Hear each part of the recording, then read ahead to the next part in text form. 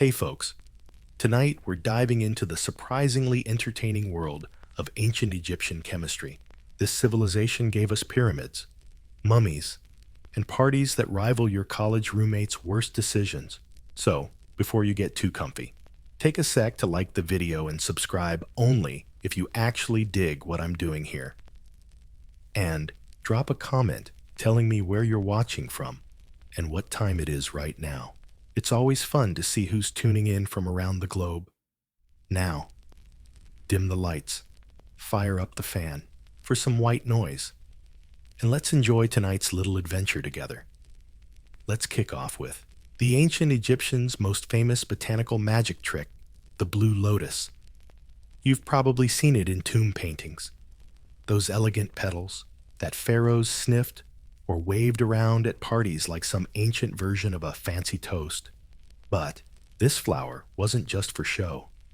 Egyptians believed it had sacred powers and a mild brain-tingling kick. Yep, blue lotus could mellow you out a bit. The recipe: dry the petals and soak them in wine for a while, sometimes days. Then drink this brew at festivals, ceremonies, or whenever you want to drown out 200 chanting voices cranked up to max volume. The result? A gentle, dreamy buzz. Not enough to forget your own name, but enough to make pyramid building sound like a fun group project. To be clear, Egyptians didn't call this getting high. They called it talking to the gods. Blue lotus was tied to rebirth, and the sun, God Ra, making it perfect for temple rituals and worship. Sniffing the flower was like taking a symbolic whiff of the divine. And hey, maybe it was also an excellent stress relief after a long day ruling the Nile Valley. You see it everywhere in art. Pharaohs were often shown holding it. Party guests would pass it around like a peace pipe. And even mummies were decked out with it, hoping for a smooth afterlife. The idea was basically, if we're headed to eternity, better stock up. Practical. Right. But blue lotus wasn't just for rituals. Festivals could get pretty wild, and blue lotus wine made the music louder, the dancing looser, and hieroglyphic poetry just a bit deeper. Picture a crowd under stars, sipping lotus wine, feeling as chill as a reed in the breeze. For ancient Egyptians, that was spiritual bliss and a very good night. There were religious holidays, and then there were full-on drunken parties, their equivalent of saying, get wasted to honor immortality. Classy name? Nope. Accurate? Absolutely. This annual bash revolved around Hathor, the goddess who, myth says, was once sent to punish humanity, but after a massacre so bloody it would make any disaster movie blush. The gods decided maybe humans had learned their lesson. The ritual kicked off at dawn with music, clapping, and drink-sharing ceremonies. Priests encouraged partygoers to drink as much as they wanted here. That wasn't a blessing, but more like a dare. So they tricked her into drinking some red beer that looked suspiciously like blood. She passed out, woke up in a better mood. And just like that, mass extinction was narrowly avoided thanks to alcohol poisoning. To celebrate this heroic hangover, Egyptians gathered once a year for a good old-fashioned drunken party. Not metaphorically, not spiritually, literally drunk. The gold drink until you hit ecstasy. Sounds poetic until you remember. That usually meant face planting on a mud brick floor, surrounded by strangers shouting praise between hiccups. Participants banged drums, shook rattles, danced through the streets, and supposedly saw the goddess herself, even if it was just a clay jug's reflection. But this wasn't chaos for chaos's sake. Well, mostly not. The whole thing was about balancing destruction and joy, reminding folks that even Angry gods could be soothed with a strong enough potion. Think theology meets bar crawl. And, crucially, this behavior was totally acceptable. The next day, no awkward remember last night chats in the sacred forest. Getting drunk was part of the job description, if anything. Not passing out was suspicious. Why wasn't Kumhotep spiritually elevated? Did you hate the gods? Sir, modern scholars call these drunken festivals a renewal ritual. Participants shook off fear, inhibitions, and maybe whatever was in their guts, all thanks to a God-approved party. The next day, hangovers, regrets, maybe a fresh scar shaped like Nubis, but also spiritual cleansing. Forget everything you know about beer. Ancient Egyptian beer wasn't golden, fizzy, or anything like what you order at the bar. It was thick, porridge-like, and disturbingly murky. Served so thick, it confused both your bartender and your dentist. For Egyptians, beer wasn't just a social drink. It was basically a food group made from partially baked emma bread, soaked in water, crushed, and fermented into a mush. More oatmeal soup than thirst quencher. The fancy term might be liquid bread. But don't pretend this isn't. A bowl of carbs, refusing to admit it. Everyone drank this stuff. Farmers, priests, kids, scribes, and anyone trying to survive a world where desert heat, crocodiles, and massive public projects were daily worries. It packed calories, was mildly intoxicating, and cheaper than anything else without needing a priest to chase after it. And here's the kicker. Beer wasn't just for survival. People often spiced it up with herbs, spices, and other additives, especially during festivals or religious rituals. Want to chat with the gods? Add some mandre. Want to forget the priest's lecture on cosmic order? Pour in some fermented date juice and hope for the best. Sure, hygiene was a concern. But beer had an answer. Water might kill you. But beer wouldn't.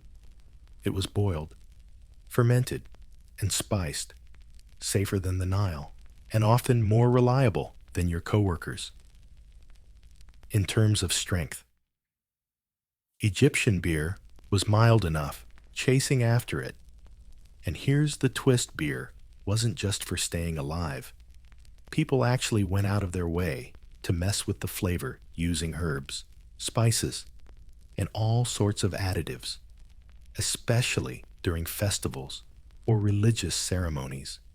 You want to chat with the gods? Add some mandrake. Want to forget the priest's whole cosmic order speech? Splash in some fermented date juice and hope for the best. Sure, hygiene was a bit iffy, but beer had a fix for that too. Water could kill you, but beer, not so much. It was boiled, fermented, and spiced up.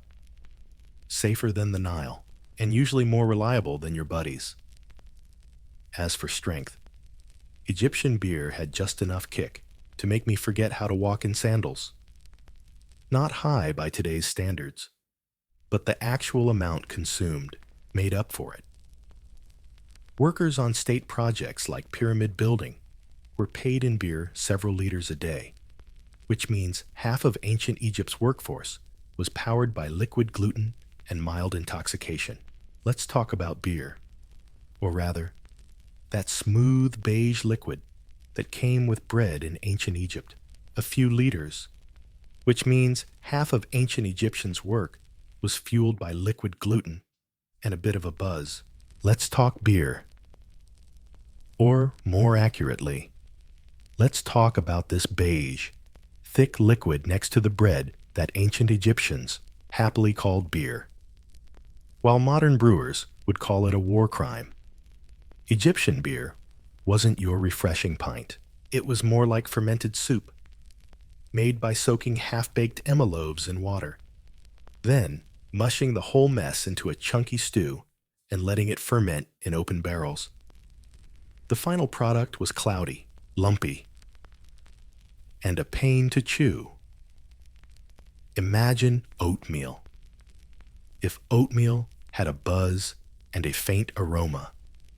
But despite archaeologists generously describing it as crude, this was the local go-to drink. Everyone drank it, from pharaohs and priests to farmers and toddlers. Because when water could kill you and milk was iffy, beer was the least deadly choice with some nice side effects. This drink packed calories, got you lightly buzzed, and was usually served in communal jars, because nothing screams spiritual unity like 5 adults slurping from the same gloopy breadwater pot. At temples and festivals, beer could be jazzed up with herbs, dates, honey, or mysterious ingredients with sacred or just plain experimental vibes. Historians still aren't sure if adding mandrake was on purpose or just someone having a bad day. This was also how workers got paid. Pyramid builders didn't clock in with coins. They got daily rations of beer, sometimes a few liters a day, which means those guys hauling limestone all morning were both drunk and exhausted. And somehow, the pyramids still got built. Keep that in mind next time you're procrastinating on a deadline with a cappuccino in hand. Sure, it probably tasted awful. But if you lived in 1300 BC, covered in sand, and desperately trying not to die from political drama, a warm pot of beer porridge was basically a Michelin star meal.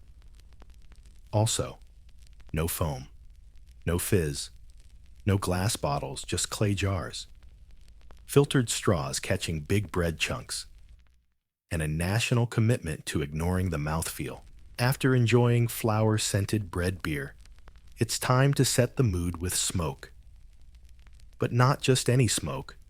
We're talking kifi, ancient Egyptian incense that made temples smell like holy bakeries and left everyone wondering if they were meditating or just really relieved. Kifi wasn't your easy-breezy sandalwood incense. It was the aromatic love child of an apothecary and a pastry chef. Recipes varied by temple, but usually included resin, honey, wine, raisins, cinnamon, pine bark, mint, and any other spice that didn't require a sacrifice. Mix it all up. Ferment, dry into pellets, and slowly burn them in sacred spaces until people felt deeply spiritual or completely forgot why they came in the first place. It was used in purification rituals. Basically, fill this room with enough fragrant smoke to erase sins, or at least the memory of last night's drunken party. By the way, temples had zero ventilation. That was considered a vibe killer. Imagine standing inside a limestone block next to a sweating priest holding a smoking kai-fi dish like it's gourmet soul food, while a steady hymn drones on behind you. Vision isn't just encouraged, it's basically unavoidable. Whether divine revelation or mild asphyxiation, it didn't really matter. Either way, the gods got their offering. For Egyptians, kaifi wasn't just air freshener, it was medicine, perfume, and an all-in-one spiritual elevator. Pliny the Elder later wrote that kaifi could cure snake bites and improve sleep, which makes sense if the goal was knocking someone out cold. Some recipes were so complicated they read like ancient IKEA manuals. 16 ingredients, added in precise stages under. Important. Anyway, the gods got their offerings. For Egyptians, kaifi wasn't just air freshener. It was medicine, perfume, and a spiritual elevator all rolled into one. Pliny the Elder even wrote that Kefi could cure snake bites and improve sleep, which makes sense if the goal was knocking someone out cold. Some recipes were so complicated they read like ancient IKEA instructions, 16 ingredients.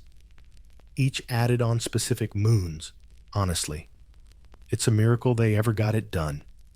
But once lit, the scent spread along the Nile like a holy fog machine, signaling something sacred was going down or someone was seriously overcompensating for yesterday's fish market. Even in death, Kaifi stuck around. It got burned during mummification, buried in tombs, and probably caused at least one pharaoh to get accidentally spiced up. In short, Kaifi was quite the package, was the Egyptian way of saying, if you can't drink it, just burn it and take a big whiff. If Blue Lotus was Egypt's friendly neighbor, and Kaifi was the drama queen with a smoke machine, then Mandrake was the slightly crazy guest you invited and immediately regretted. With its forked roots that kinda look like tiny humans and a reputation that even veteran priests feared, Mandrake wasn't your average herb. It was a wild plant, used in ancient Egyptian medicine as a painkiller and maybe an aphrodisiac, which is always a terrifying combo. Mandrake earned a spot in temple recipes and medical scrolls, treated with the cautious respect usually reserved for wild animals and grumpy pharaohs. The Ebers Papyrus, an ancient medical text that sounds like it belongs in a Harry Potter class, lists mandrake as a cure for insomnia, fertility, and heart health, which sounds fancy, until you remember the wrong dose could weaken your heart and cause cardiac arrest. See? Mandrake contains alkaloids like scopolamine and atropine. These mess with your nervous system and sometimes convince you your bed is melting. Small doses offer a mild chill-out effect. In bigger doses, welcome to Night Terrors, starring the sun god Ra and a croc wearing a wig. Then there's the harvest legend. According to later folklore, probably borrowed from these early tales, pulling a mandrake root out of the ground made it scream loud enough to kill you. So naturally, the solution was to tie it to a dog, cover its ears, and let the poor pooch yank it out while you prayed the neighbors didn't ask too many questions. No hard proof the Egyptians actually did this, but the idea that this plant had spooky powers and was kinda scary fits perfectly. Mandrake might have been used in rituals, fertility rites, or just tossed into beer for those into a little root-flavored trip. Either way, this wasn't your grandma's herb. Mandrake was for priests, sorcerers, and anyone not afraid to get medical advice from a guy covered in gold leaves.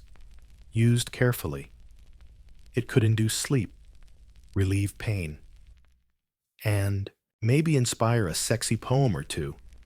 Used recklessly, you'd wake up 4 days later believing you were a dung beetle. Somewhere in those massive scrolls of Egyptian medical wisdom, sandwiched between crocodile bite cures and how to properly place amulets on inflamed body parts, there's a mention of Shemet, cannabis, because when it came to pain relief, ancient Egyptians didn't just rely on divine intervention or chewing on herbs till they forgot their problems. Sometimes they reached for something a bit more herbal.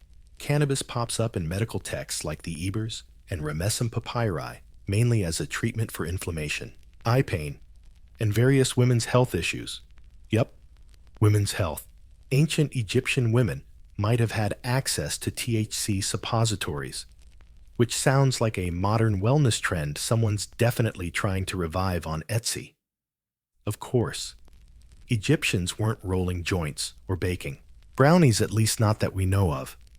Cannabis was usually crushed into oils, mixed into ointments, or blended with honey, because if you're going to medicate, you might as well make it taste good.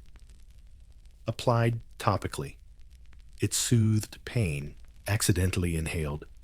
Yeah, now incense makes a lot more sense. Was it for fun?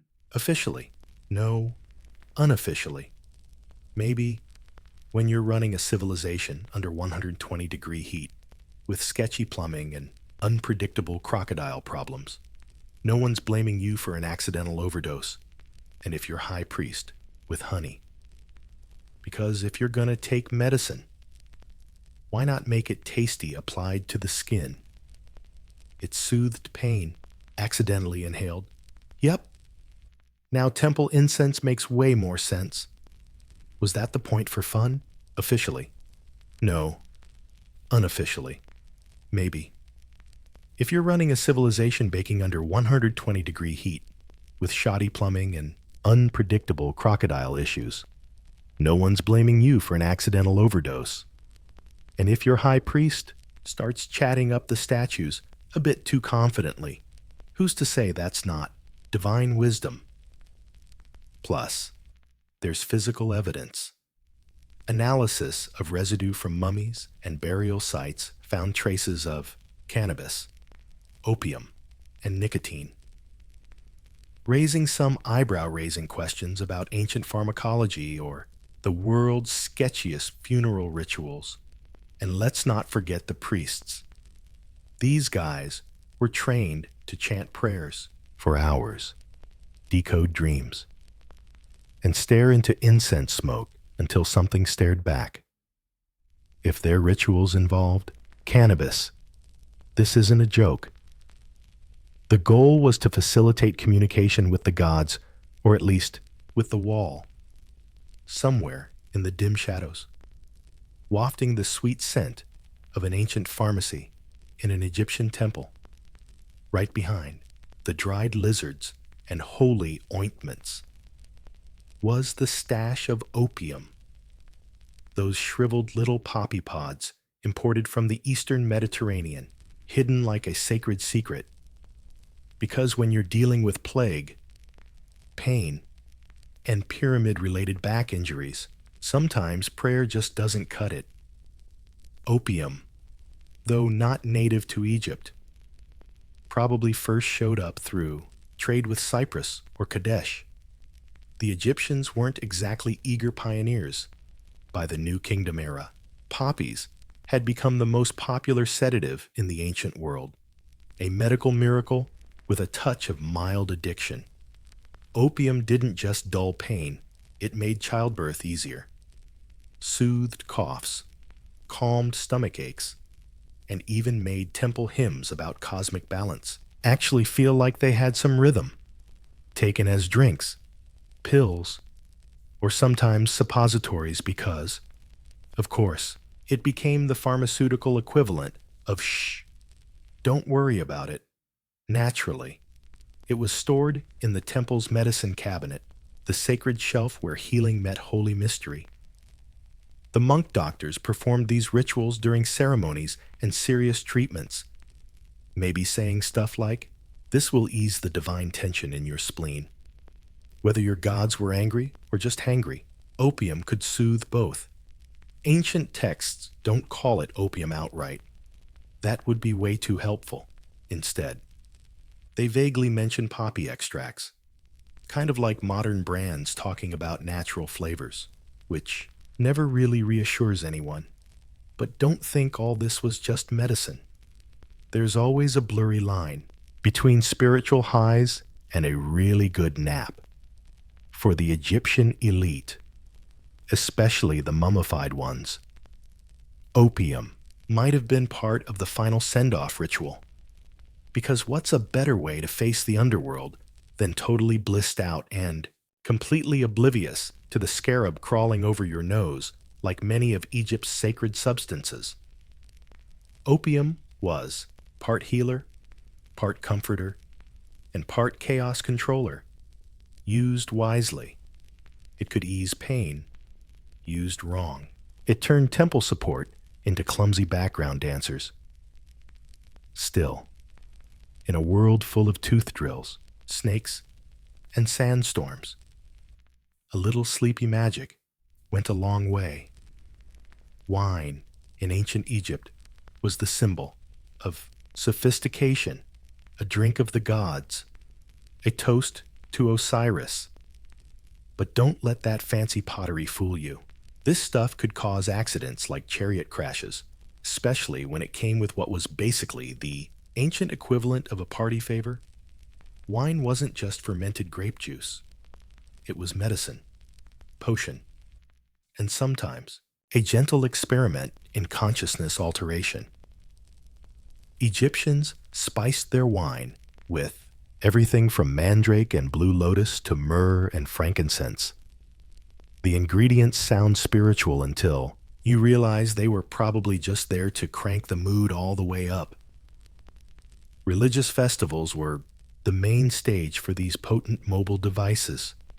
For example, at a drunken feast, nobody sipped wine to savor the local terroir. They downed it to achieve metaphysical disconnect. The goal wasn't drunkenness. It was wobbling between dimensions, maybe while dancing with a priest in a leopard skin.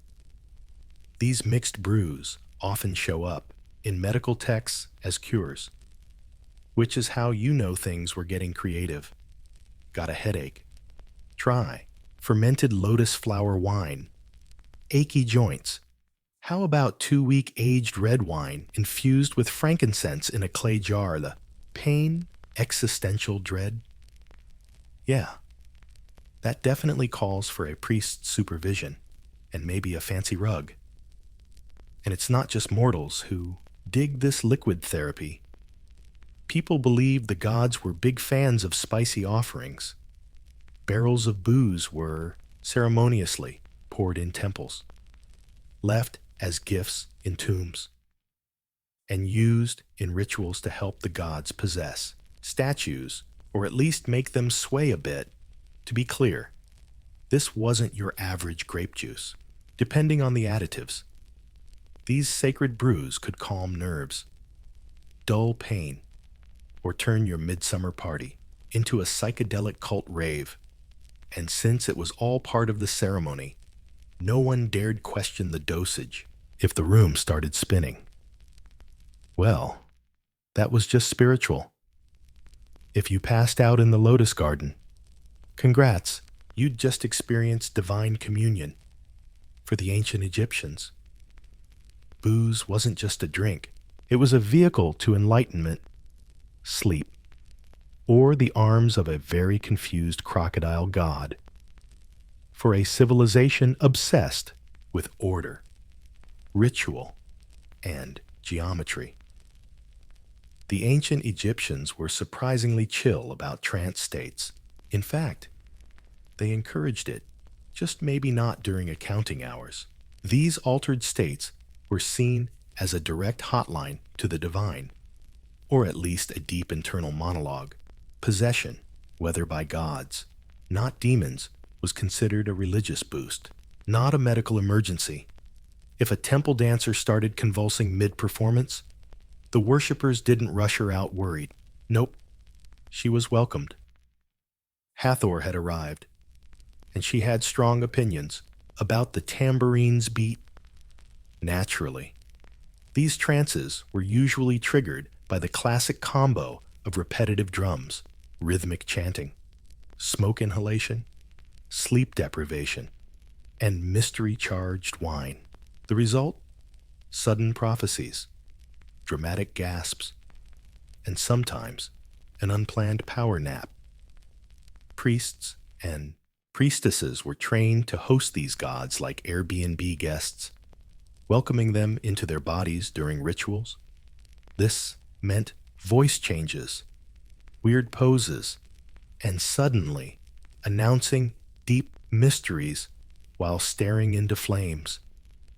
At many temples, this was just another Wednesday. Outsiders might think it looked like a mass fainting event, but inside the temple, This was how gods delivered messages, sometimes advice, sometimes scolding, sometimes they demanded more cake, which says a lot about ancient theology and their taste buds. Trances weren't always voluntary. Stories tell of the suffering being taken by gods, usually with shouting, swaying, and suspicious amounts of incense. Was this truly divine communication? Or just what happens after 4 hours of kefi smoke by a fireplace? Still debated. Of course, when the trance ended, the possessed returned to normal, usually a bit dazed and drenched in sweat. The ritual wrapped up with applause, a sip of sacred wine, and maybe a quick nap against a pillar, while someone else cleaned off the holy drool. From a modern eye, divine possession might look like performance art mixed with heat stroke, but to ancient Egyptians, this was the peak religious experience. That moment when the divine breaks reality's barrier to drop some cryptic life advice. You'd think death would stop someone from getting invited to a party. Nope. Not in ancient Egypt. The line between life and death was just a gentle suggestion. Like no swimming after meals, or maybe no hieroglyph carving when drunk. Egyptians didn't just respect the dead. They actively included them in social plans. This isn't a metaphor. Families visited tombs during festivals like the Gorgeous Valley Festival, bringing baskets of food, beer jugs, and the vibe of a tailgate party if tailgates were held in cemeteries. They'd sit outside the tomb eating, like it was a tailgate party if tailgates happened in cemeteries. They'd sit outside tombs, eating, drinking, and chatting with the dead. Mostly talking to walls and hoping the lady downstairs liked the pickled fish. Many tombs had fake doors carved into gates so the dead could receive offerings. Not sure if that was spiritual or just enjoying the afterlife's aroma. Either way, ancient Egyptians believed the dead could still enjoy food, drink, music, and good conversation. So naturally, they threw parties. Music played, incense burned, wine poured, lively conversation. So naturally, they threw parties. Music played, incense burned, and wine flowed. Sometimes, the living got so drunk they cried, spilled secrets, or accidentally sat on something sacred, like a family reunion, but with fewer fights and a bit more embalming fluid. These gatherings weren't just about remembrance. They were mutually beneficial deals. The living fed the dead, and in theory, the dead blessed the living. Good harvests, protection, fewer hippo-related nightmares. Everyone wins. Sometimes, folks even crashed overnight in tombs, hoping for dreams from departed relatives or unsolicited advice from a ghostly ex-accountant. Dreams might say, "Stop lending money to your brother." And lucky charms were always worn on the left side. Sounds creepy to us, but for Egyptians, it made perfect sense. The afterlife was no goodbye, just a new address. And if Uncle Horm wanted to crash the party via divine wall seepage, who could say no with all that incense, trance states, and accepted hangovers? Ancient Egyptians' grudges came at a price, usually at dawn, with a pounding headache and vague memories of yelling at a statue. Yes, even in a world where Blue Lotus was medicine and beer was breakfast. The morning after sucked. Archaeological texts keep quiet on drunkenness because no one's in the mood to write hieroglyphs with their head feeling like it got smacked by Ra himself. But the evidence is there. Medical papyri describe headaches and recommend herbal remedies. Honey, or just lying still, pretending to chat with the gods, in worse cases. A cleansing ritual was advised, usually a priest, a bucket of cold Nile water, and maybe a stern lecture on moderation that nobody remembers hearing. Of course, the real trick was plausible denial. If you're dancing shirtless in a temple or passing out in a cave near a tomb, you don't say, "I overdid it." You say, "I was overwhelmed by the divine," not a blackout, just a mystical encounter with Hathor's giggle. Much classier. And for the really unlucky, there was always purification. Literally, not figuratively. Egyptians loved acis, a fantastic brew for washing away your sins from both sides. Imagine being handed a drink that tastes like regret and told, "This will help you find balance." Moments later, your balance is definitely gone. Naturally, priests had it easier. They trained. They had ritual authority. And most importantly, someone to escort them home. Meanwhile, regular festival goers woke up with lotus petals in their hair and sandal prints on their faces, wondering if they danced with a god or just a very committed actor. Yet no one ever swore off the next celebration. For spiritual enlightenment, it turned out to be addictive, especially when paired with beer, smoke, and the chance to fall into trance and shout your neighbor's secrets in front of a statue. When ancient Egyptians prepared for death, they didn't just pack linen and a decent eulogy. They packed snacks, medicine, and maybe a whole backup stash, just in case eternal life got boring. Because if you think the party stops once your heart's weighed, think again. It just moves underground, tasting like regret and being told, "This will restore your balance." Moments later, your balance was definitely gone. Of course, the priests lived better. They were trained, had ritual authority, and most importantly, had someone to get them home. Meanwhile, regular partygoers woke up with lotus petals in their hair and sandal prints on their faces, wondering if they danced with a god or just really committed to their role. Still, nobody swore off the next celebration.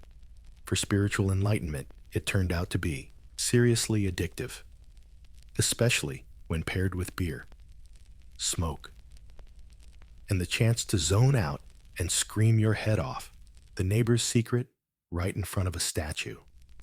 When ancient Egyptians prepped for death, they didn't just wrap themselves in linen and say a nice eulogy. Nope. They packed snacks, medicine, and maybe even a backup stash just in case eternal life got boring.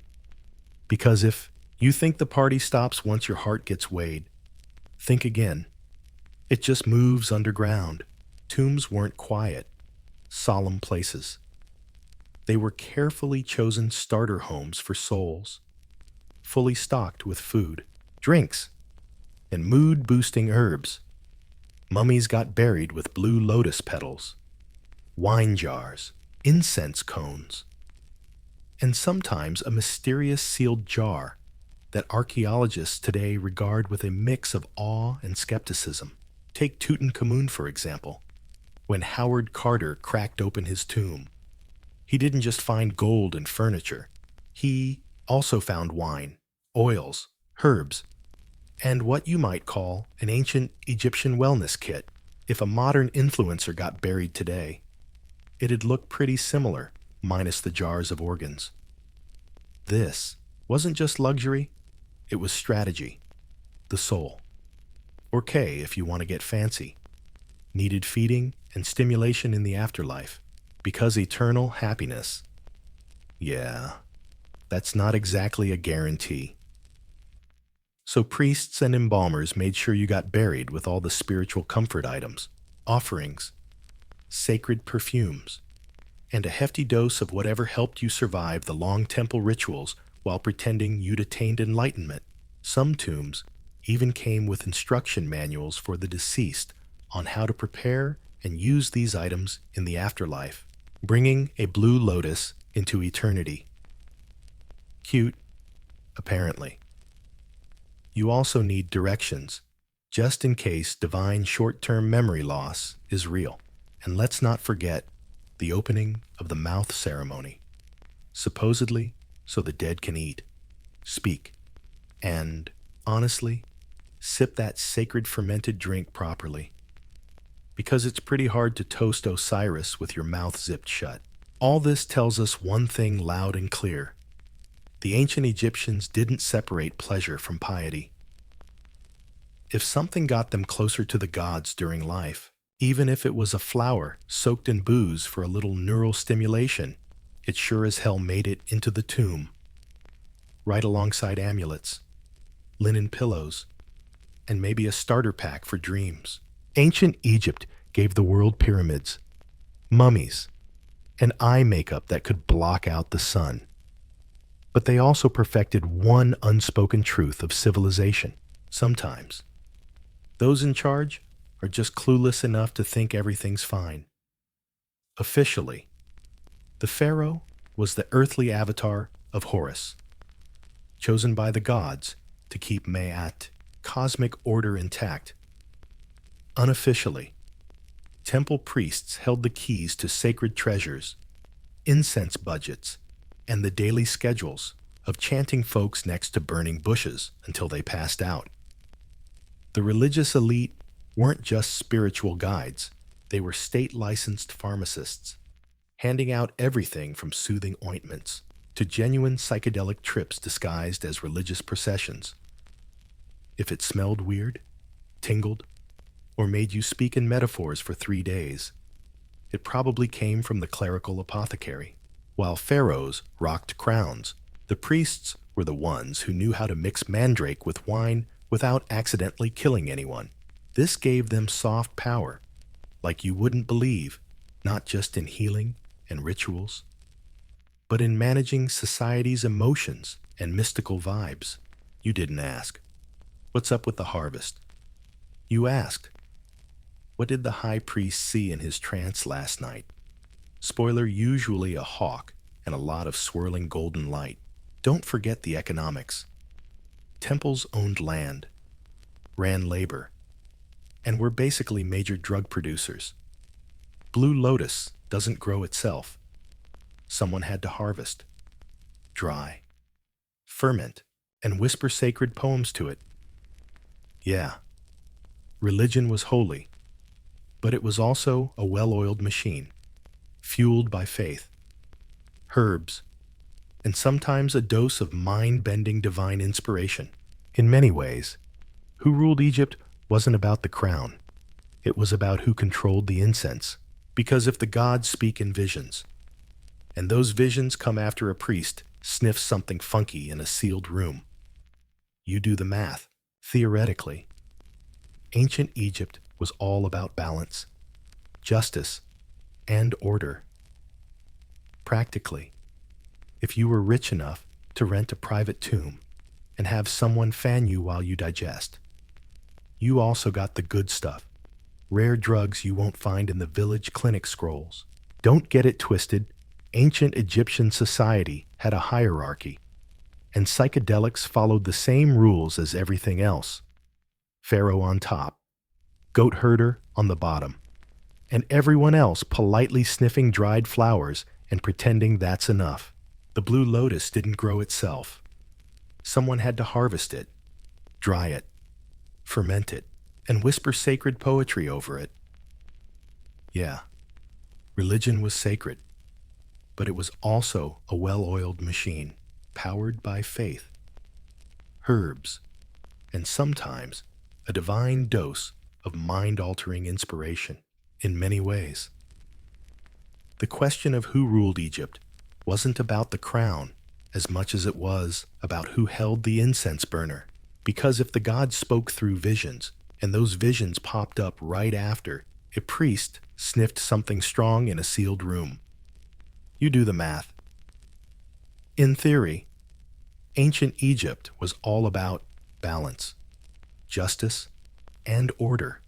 In reality, if you were rich enough to hire your own tomb, and have a fan wafting air while you digested. You could access the good stuff, rare medicines that didn't show up in village clinic scrolls. Don't get it twisted. Ancient Egyptian society had a hierarchy, and psychedelics followed the same rules as everything else.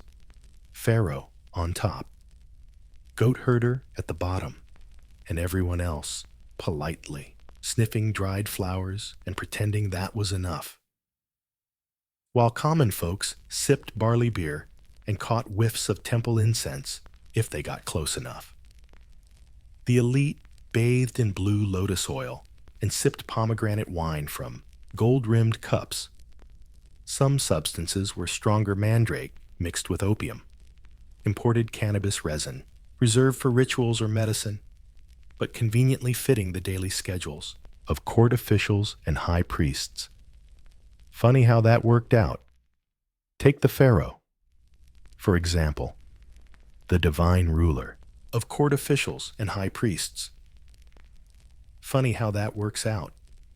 Take the pharaoh, for example, the divine ruler of Upper and Lower Egypt couldn't handle the metaphysical stress of ruling without a little help from sacred pharmaceuticals.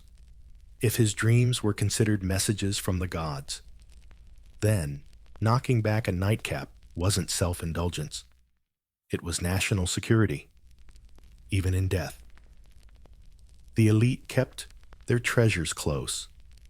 Many tombs held jars of potions, incense cones, and vaguely labeled wine bottles so cryptic they were probably only meant to be read during rituals. One wonders if the gods really needed all that imported poppy resin, or if Tutankhamun just wanted to keep his options open. Meanwhile, the lower classes weren't totally out of the party.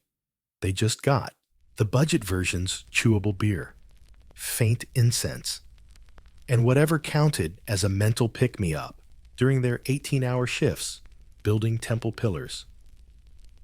And if someone scored a forbidden substance without a permit, well, that was either witchcraft, heresy, or a really bad day on the farm.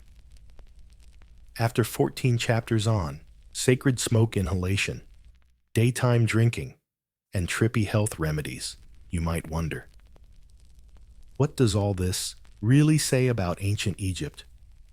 Well, first off, it tells us they were masters at mixing science, spirituality, and recreational chemistry into one neat belief system. Pain relief and prophecy came from the same flower. Medicine and mysticism walked hand in hand, often to the tune of trumpets and the smell of something simmering that would definitely fail FDA approval. It also shows how much the ancients respected altered states, not to escape reality, but as a legit way to gain insight, heal, and sometimes worship a drama-loving, animal-headed god. Their rituals weren't just showy ceremonies. They controlled the chemical theater with incense, chants, and sacred teas for the caste, tightly managing their divine substances. Think of it as the ancient version of putting health behind a paywall. The elite got Blue Lotus and imported opium. Everyone else drank beer and dealt with eye infections. Spiritual enlightenment was a thing, but only if you could afford the deluxe tomb package with optional afterlife thumbnails. But maybe the most important thing here is this: humans have always wanted to feel more, see more, and know more, especially if it involves lying in a temple instead of doing chores. Ancient Egyptians weren't so different from modern folks meditating with essential oils or debating, doing a short podcast. They just wore more eyeliner and took their hallucinations a bit more seriously. So, what's the takeaway for us?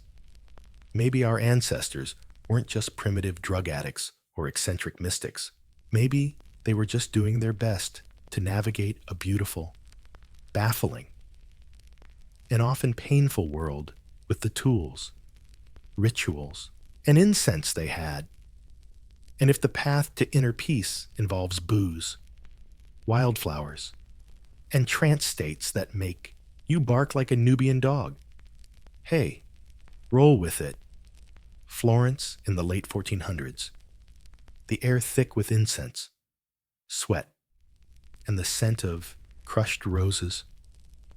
This city buzzed with art, intellect, and political scheming. But it also had a very specific kind of madness. The obsession with beauty, not just any beauty, Renaissance beauty. The kind that looked like porcelain, even if it might kill you. Enter cerasa, a luxurious white powder made from lead. Yes, lead. Women all over Florence, Venice, and beyond slathered this sparkling poison on their cheeks, foreheads, and exposed skin to achieve an ethereal, ghostly pallor. Because in a world where tanned skin meant working under the sun like a peasant, looking like a walking corpse was the ultimate flex. But this wasn't just a light dusting. No. Cerasa was layered on thick like Venetian plaster. Some women even slept in it, refusing to wash it off, letting the toxic mix soak into their skin. The result was a spooky, glowing light show right up until the ulcer popped up. And when that happened, they just slapped on some lead to cover it up. You know, like a Renaissance Band-Aid that guaranteed your wound would never heal. If the lead didn't kill you, mercury might.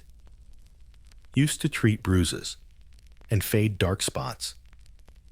Mercury was another charming ingredient in the Renaissance beauty arsenal.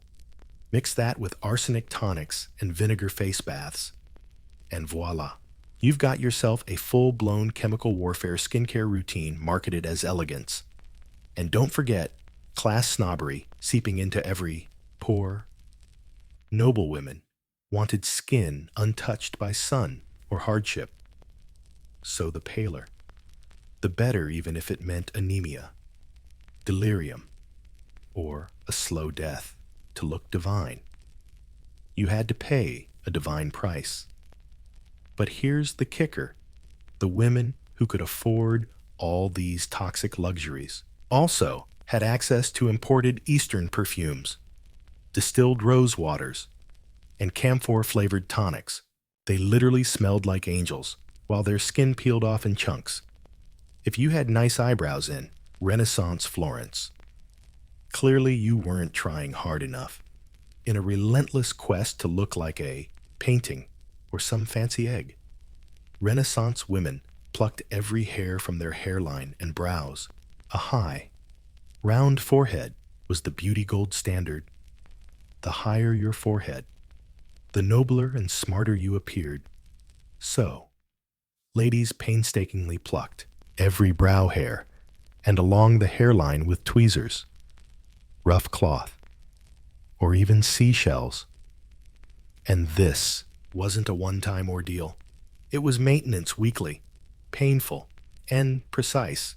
For stubborn hairs, women rubbed on mixtures made from walnut oil or cat poop. Yes, cat poop to thin out regrowth. Some even burned stray hairs off with candles, because nothing screams grace and refinement like setting your face on fire. Wasn't a one-time deal. It was regular maintenance, a weekly ritual demanding pain and precision. For stubborn hairs, ladies often rubbed on a mix made from walnut oil or cat poop. Yep, cat poop to thin out regrowth. Some even used candles to burn stray hairs, because nothing says grace and sophistication like setting your face on fire. Thin, curved, barely there eyebrows were all the rage. A truly refined woman had no obvious brows. Instead, they'd draw on a soft shadow or smudge, usually with burnt cork or powdered charcoal, which sounds classy until you realize it ran like crazy in Florence's heat. Imagine your eyebrows slowly melting down your cheeks, mid-mass. Divine. Meanwhile, body hair was considered animalistic and unclean. Women removed it with a charming potion of vinegar, quicklime, and arsenic. This lovely mixture could burn you, but it left your skin smooth until it didn't. And the scalp hair was tied into stiff buns, often braided and padded with wigs made from wool. Horsehair, or other people's real hair. Sometimes, wigs were soaked in dye to match that season's trendy blonde. If it didn't match, no worries. Just slap on a hat and pretend it fits. Renaissance problem-solving at its finest. Ironically, all this hair removal and this whole look was done without a mirror. Yes, mirrors were rare and crazy expensive. Most women had to style themselves with a little help from their servants.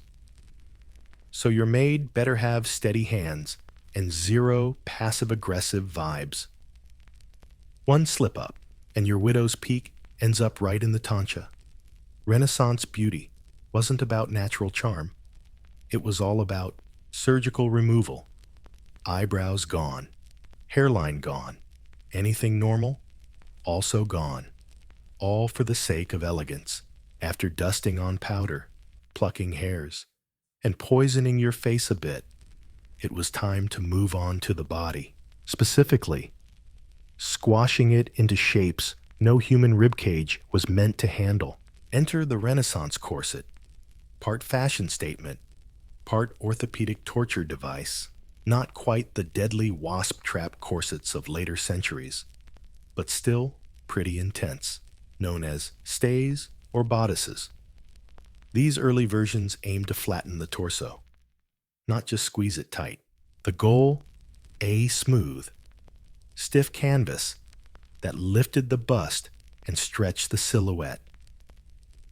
Because what's sexier than looking like a plank? Materials for stiffening whalebone. If you're rich, read on. If not, just watch. Everything was stitched with linen and tied tightly at the back. This required support, determination, and an impressive tolerance for losing your peripheral vision. A noble woman, all dressed up, basically looked like a spiky, layered, armored artichoke, fragile yet formidable. And the corset was not just about looking good. They were moral statements. Standing tall and straight screamed inner virtue. Slouching, that screamed moral decay and maybe even demon possession. So, if you were a well-bred lady, you'd stand rigid, walk stiffly, and breathe in short. Shallow gasps. Bonus points if you fainted gracefully in public. That meant you were doing it right. The linen layer underneath soaked up sweat because, newsflash, thick fabric with zero airflow in a Florentine summer. Not a great idea. But elegance always came first. Comfort never showed up to the party. Still, despite the torture, corsets had one big perk. They kept everything exactly where it was supposed to be. Unlike modern bras that pretend to support while secretly rebelling, Renaissance corsets offered structural reinforcement usually reserved for bridges. You could run, jump, or survive a faint without anything shifting. Of course, not everyone could afford this fashionable architecture. Working-class women ditched corsets for loose, breathable clothes, but for the elite, corsets were a must-have. You weren't really dressed without one, though, sadly. Many didn't wear it properly. The worst part, you had to eat while wearing it. Which brings us to the next Renaissance fashion paradox: partying like royalty, while trying not to rip seams or let your corset collapse from lack of airflow. In Renaissance Italy, beauty wasn't just skin deep. It extended to the dinner table, where fashion and food had a complicated relationship. On one hand, noble women were expected to attend lavish feasts and socialize like pros. On the other, they had to do it squeezed so tight in corsets that their organs basically shared bunk beds. Meals were grand events. Tables shook under the weight of roasted peacocks, almond sculptures, and gilded fruit. But for noble women, eating was an art form. You could nibble and sip, but no way were you gaping and wolfing down a goose leg. That was barbaric and risky, since bits of meat might fall into your corset. Instead, you were expected to take tiny bites, keep your back straight, and smile through the increasing pressure on your ribs. Sometimes, sitting upright for hours and pretending to enjoy cold eel pie was enough to knock you out. Honestly, it only added to the aesthetic pale, breathless, swooning into the arms of a handsome courtier. Of course, this polite starvation had its limits. Many noble women were starving by the time they got to their chambers, where they could finally ditch the corset and devour some leftover meat or cheese. Yup, even Renaissance beauty queens had midnight snacks. They just couldn't admit it. And yes, there were rules for that too. Some foods were believed to affect the skin. Cucumbers, big no. They made your skin drippy. Wine, highly encouraged. It gave you a rosy glow. Some women even took vinegar tonics to stay slim, because nothing screams high fashion like gut lining damage. Plus, there was digestion. When you wore a corset, your stomach had zero wiggle room. Ladies had to eat carefully or face indigestion, bloating, or heaven forbid belching like anything but a lady. Terrifying. So, while men leaned back, got drunk, and debated Dante, women mastered the fine art of polite restraint, eating just enough to seem sociable, but never enough to wreck their dress silhouette. After makeup, hair pulling, corset tightening, and polite nibbling. It was time to sniff something expensive in Renaissance Florence. Perfume wasn't just a finishing touch. It was a social weapon. A noblewoman's perfume was as carefully chosen as her lineage, and without luxurious imported scents. Well, basically, having a bad nose was a total shame. Renaissance noses had standards. Regular folks smelled like garlic, goats, and existential dread. But the upper crust, they'd float through parlors and churches, trailing rose perfume, musk, amber grease, and weird spices. If you passed a duchess and didn't catch a whiff of obsession-worthy scent, she simply wasn't trying hard enough. Perfume was big business. Italy, especially Venice, was Europe's distilling hub, but the most coveted ingredients came from way further afield. Frankincense from Arabia, myrrh from Ethiopia, cinnamon from Ceylon, and ambergris, a waxy, oddly pleasant-smelling stuff from whale intestines, crazy expensive and super fashionable. Basically, Renaissance whale bath time was the thing to do. These perfumes weren't just for pulse points. They scented gloves, were sewn into dress linings, and sprayed on handkerchiefs that ladies would wildly wave whenever a less-than-clean person approached, which happened a lot. Dirty streets, inconsistent bathing habits. Perfume wasn't luxury. It was armor. Ambitious beauties layered it on. First, a perfumed bath, usually rinsed with rose or orange blossom water. Then, crushed violet petals sprinkled on. followed by oil dabbed on temples or wrists, and finally, a thick mist of some concoction your pharmacist swore would make men weep and rivals pass out. Some even wore scented necklaces, delicate perforated balls filled with herbs around the neck or waist. Others wore them like smelly alarm bells on their belts. Approach carefully. I smell cinnamon and judgment, but these potions weren't always harmless. Some perfumes had turpentine or strong alcohol that could cause headaches, nausea, or fainting. Mix it wrong, and you go from charming to obnoxious real quick. Still, the right scent could open doors, or at least noses. A woman with a heavenly smell had power. Power to infiltrate, distract, or just survive a crowd of uneducated poets. If Renaissance beauty was a battlefield, fashion was the armor, and Florence was the glittering war zone. The fabric you wore didn't just say something about you. It screamed. It sang. It sashayed down the street, flaunting your family's wealth, your husband's status, and whether you'd shame him into bankruptcy just over a sleeve. Velvet was the crown jewel, imported, dyed, and woven with the care usually reserved for relics.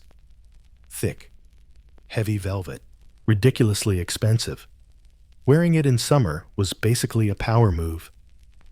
Sure, you'd be sweating, but you were important.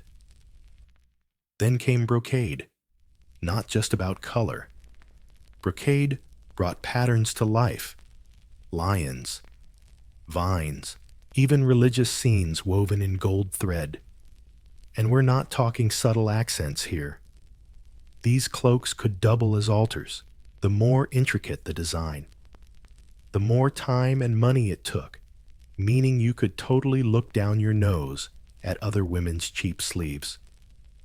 By the way, sleeves were detachable, a practical feature that became a competitive sport. Rich ladies owned whole wardrobes of sleeves to mix and match, showing them off like today's designer handbags embroidered, puffed, slashed, pearl-studded. Some sleeves were so complex they needed their own storage system and sometimes a personal servant. Colors were also coded. Deep blue and dark red came from rare dyes like lapis lazuli and kermes, dyes so pricey they were guarded like treasure. Only the wealthy could afford these colors, and fancy laws in places like Florence tried and failed to restrict some shades to the nobility. But laws are boring. No dresses, removable. A practical feature that somehow turned into a competitive sport. Wealthy ladies owned whole wardrobes of sleeves to mix and match, showing them off like designer handbags today, embroidered, puffed, slashed, pearl-studded. Some sleeves were so complicated they needed their own storage system, and sometimes a personal servant. Colors were coded too. Deep blue and crimson came from rare dyes like lapis lazuli and kermes. These dyes were so pricey they were locked up like treasure. Only the rich could afford these hues. And fancy laws in places like Florence tried and spectacularly failed to limit some colors just to the aristocrats. But laws are boring. No skirts. Even the layers underneath were lavish. Chemises trimmed with lace, petticoats peeking out with shimmering silk edges, and belts, belt-like accessories, not just decorative. Some were gem-studded with secret pockets for perfume, prayer books, or maybe a revenge note. But all this fashion came at a cost. Literally. A gown could cost more than a craftsman's yearly wage. Yet noble women didn't just want these dresses. They needed them. Every social event was a stage, and every outfit was a statement. Wearing the same thing twice, social suicide. Renaissance fashion didn't stop at ankles, though honestly, no one was really allowed to see your ankles anyway. Modesty demanded a woman's legs be cleverly hidden under layers of fabric and silk, which is a shame, considering Renaissance shoes usually look downright ridiculous. Let's start with the Chopin, the most iconic shoe ever invented. Chopins were basically high platform shoes. Think ancient Roman sandals mixed with stilts, originating from Venice. They were designed to keep fancy dresses safe from plague-ridden muddy streets. But, over time, function gave way to fashion, and Chopins got taller and taller, much taller. Some topped 8 inches. Yep, not a typo. 8 inches. Wearing them required balance, training, and usually a servant on each arm. Walking without a belt was considered both a physical feat and a social risk. If you fell, you didn't just lose dignity, you might take half the wedding party down with you. In Florence, Chopins weren't that extreme, but the trend still spread. Wealthy women wore exquisitely pointed slippers, often velvet, silk embroidered, and lined with fur. These were indoor shoes. Outside, they wore patterned slippers with wood or cork soles tied tight underneath to muffle the noisy streets. A practical solution. Unless you tripped and shattered your kneecap on cobblestones, foot binding wasn't a Renaissance Italy thing, but the pressure for dainty feet sure was. Pointed, narrow shoes not meant for walking. But who needs to walk when you can glide from sedan chair to palace, leaving a trail of crushed petals and broken arches? And then there were the stockings. Women wore finely knit silk or wool stockings, tied with ribbons just below the knee. These ribbons were sometimes scented, because if someone caught a glimpse of your calves, at least you'd smell good. Of course, petite women often wore simpler shoes, sturdy leather for work, clogs for wet jobs. But the aristocrats treated footwear like a secret weapon, invisible, impractical, and ridiculously expensive. All sending one clear message. Real women didn't walk. They floated. They glided. They endured gracefully with style. After hours of powdering, plucking, piercing, perfuming, stuffing, and being propped up, what came next? That's right, dancing, because nothing completes the Renaissance beauty ritual like trying to glide across gleaming marble floors in a 20-pound fabric fortress with 2-inch lung room. Court dancing was serious business. This wasn't some carefree tavern jig. No, Renaissance court dances were slow, elegant, and choreographed to painful perfection. Every step rehearsed, every move symbolic. Stepping wrong could scream, "I'm socially clueless." One misstep, and you might as well shout, "I own nothing," in your sky blue outfit, and run barefoot into the Arno River. 4. Noble women. Dancing was a test of composure. Popular forms like the pavane and galliard demanded precise gliding, modest eye contact, and absolutely no mouth breathing under any circumstances. That was considered improper, unfortunately, since corsets didn't exactly help you breathe deeply. Every galliard jump was a calculated gamble to avoid fainting. But it was crucial. A woman's grace on the dance floor mattered as much to her reputation as her dowry. Parents hired dance tutors the way a lady's grace on the dance floor was as crucial to her reputation as her dowry. Parents hired dance tutors like influencers hire lighting designers today. You learned how to twirl, bow, and fan just enough to look mysterious but not sweaty. The goal effortless control, even when your feet were blistered and your ribs screamed. Plus, there was the social strategy. Dancing gave rare chances to mingle briefly with eligible men. Gloved hands brushed, eyes met in bows. Perfume lingered, its flirtation with footnotes. But don't talk too much. Don't get too bold. And definitely don't laugh. You risk ruining your whole delicate, proper elegance vibe. Meanwhile, the noise at every court session is basically judgment central. Other women critique your dress, hair, and posture. Servants whisper, tutors fret, and you have to pretend none of it matters. Spoiler alert, it totally does. One clumsy spin or a mistimed bow can haunt you for weeks. So you danced, you smiled, you suffered through it. And when the music finally stops, you excuse yourself to wash off your sweat-soaked Sousa before round 2. The guests have left, candles have melted into wax puddles, and the Renaissance noblewoman, radiant and gently fading inside, finally retreats to her chamber. But what about sleep? Not yet. First comes the Renaissance version of the bedtime routine. Heads up, it's less self-care and more controlled decay. Step 1.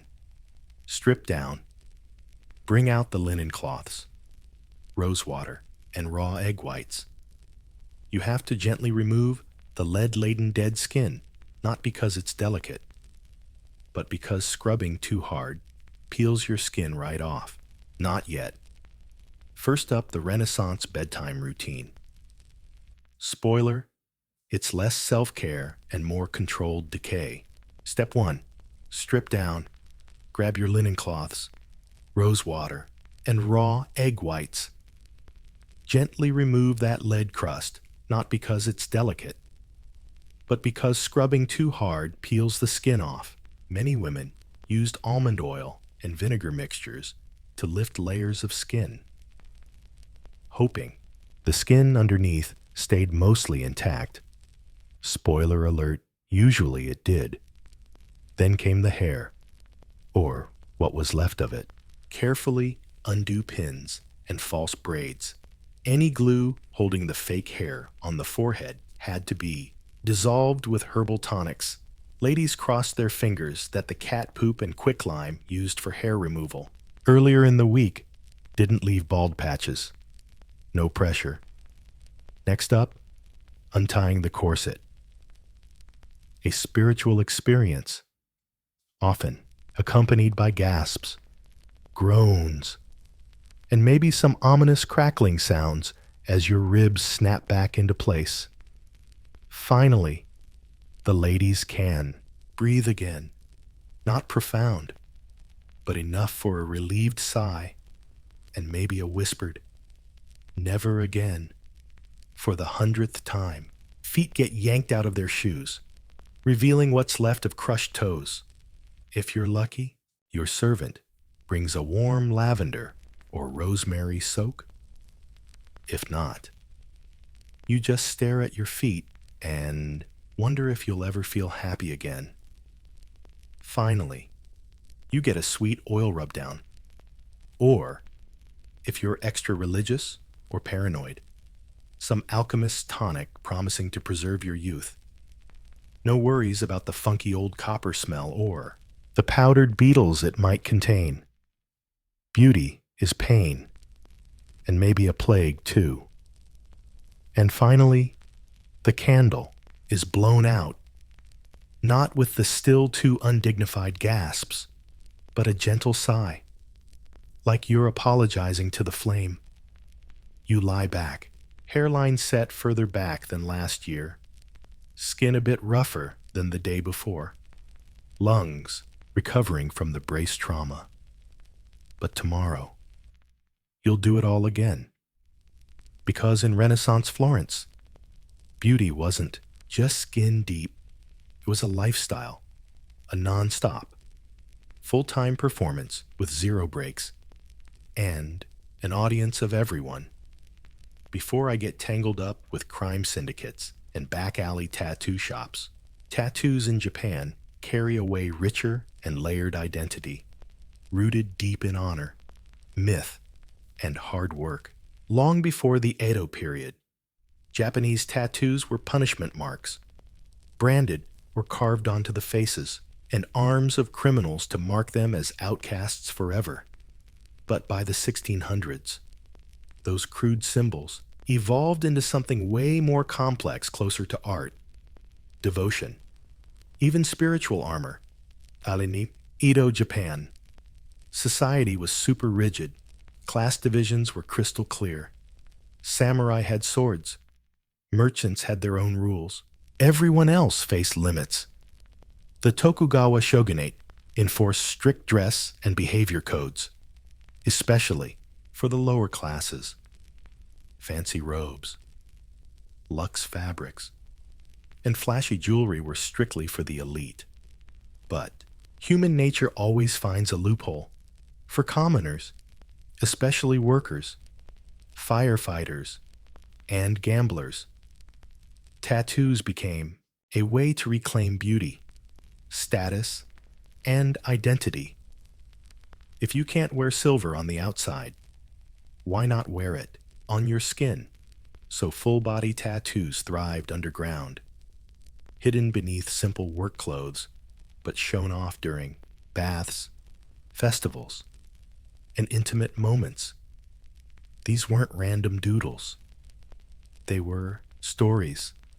Sleeves covered with swirling dragons, jumpsuits adorned with phoenixes, koi fish, cherry blossoms, Buddhist gods, and folk heroes.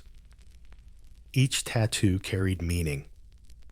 A koi swimming upstream symbolized perseverance. The dragon on the back represented strength and protection. These designs weren't picked randomly. They were earned, sometimes inch by painful inch. And the process was brutal. No machines, no antiseptic creams.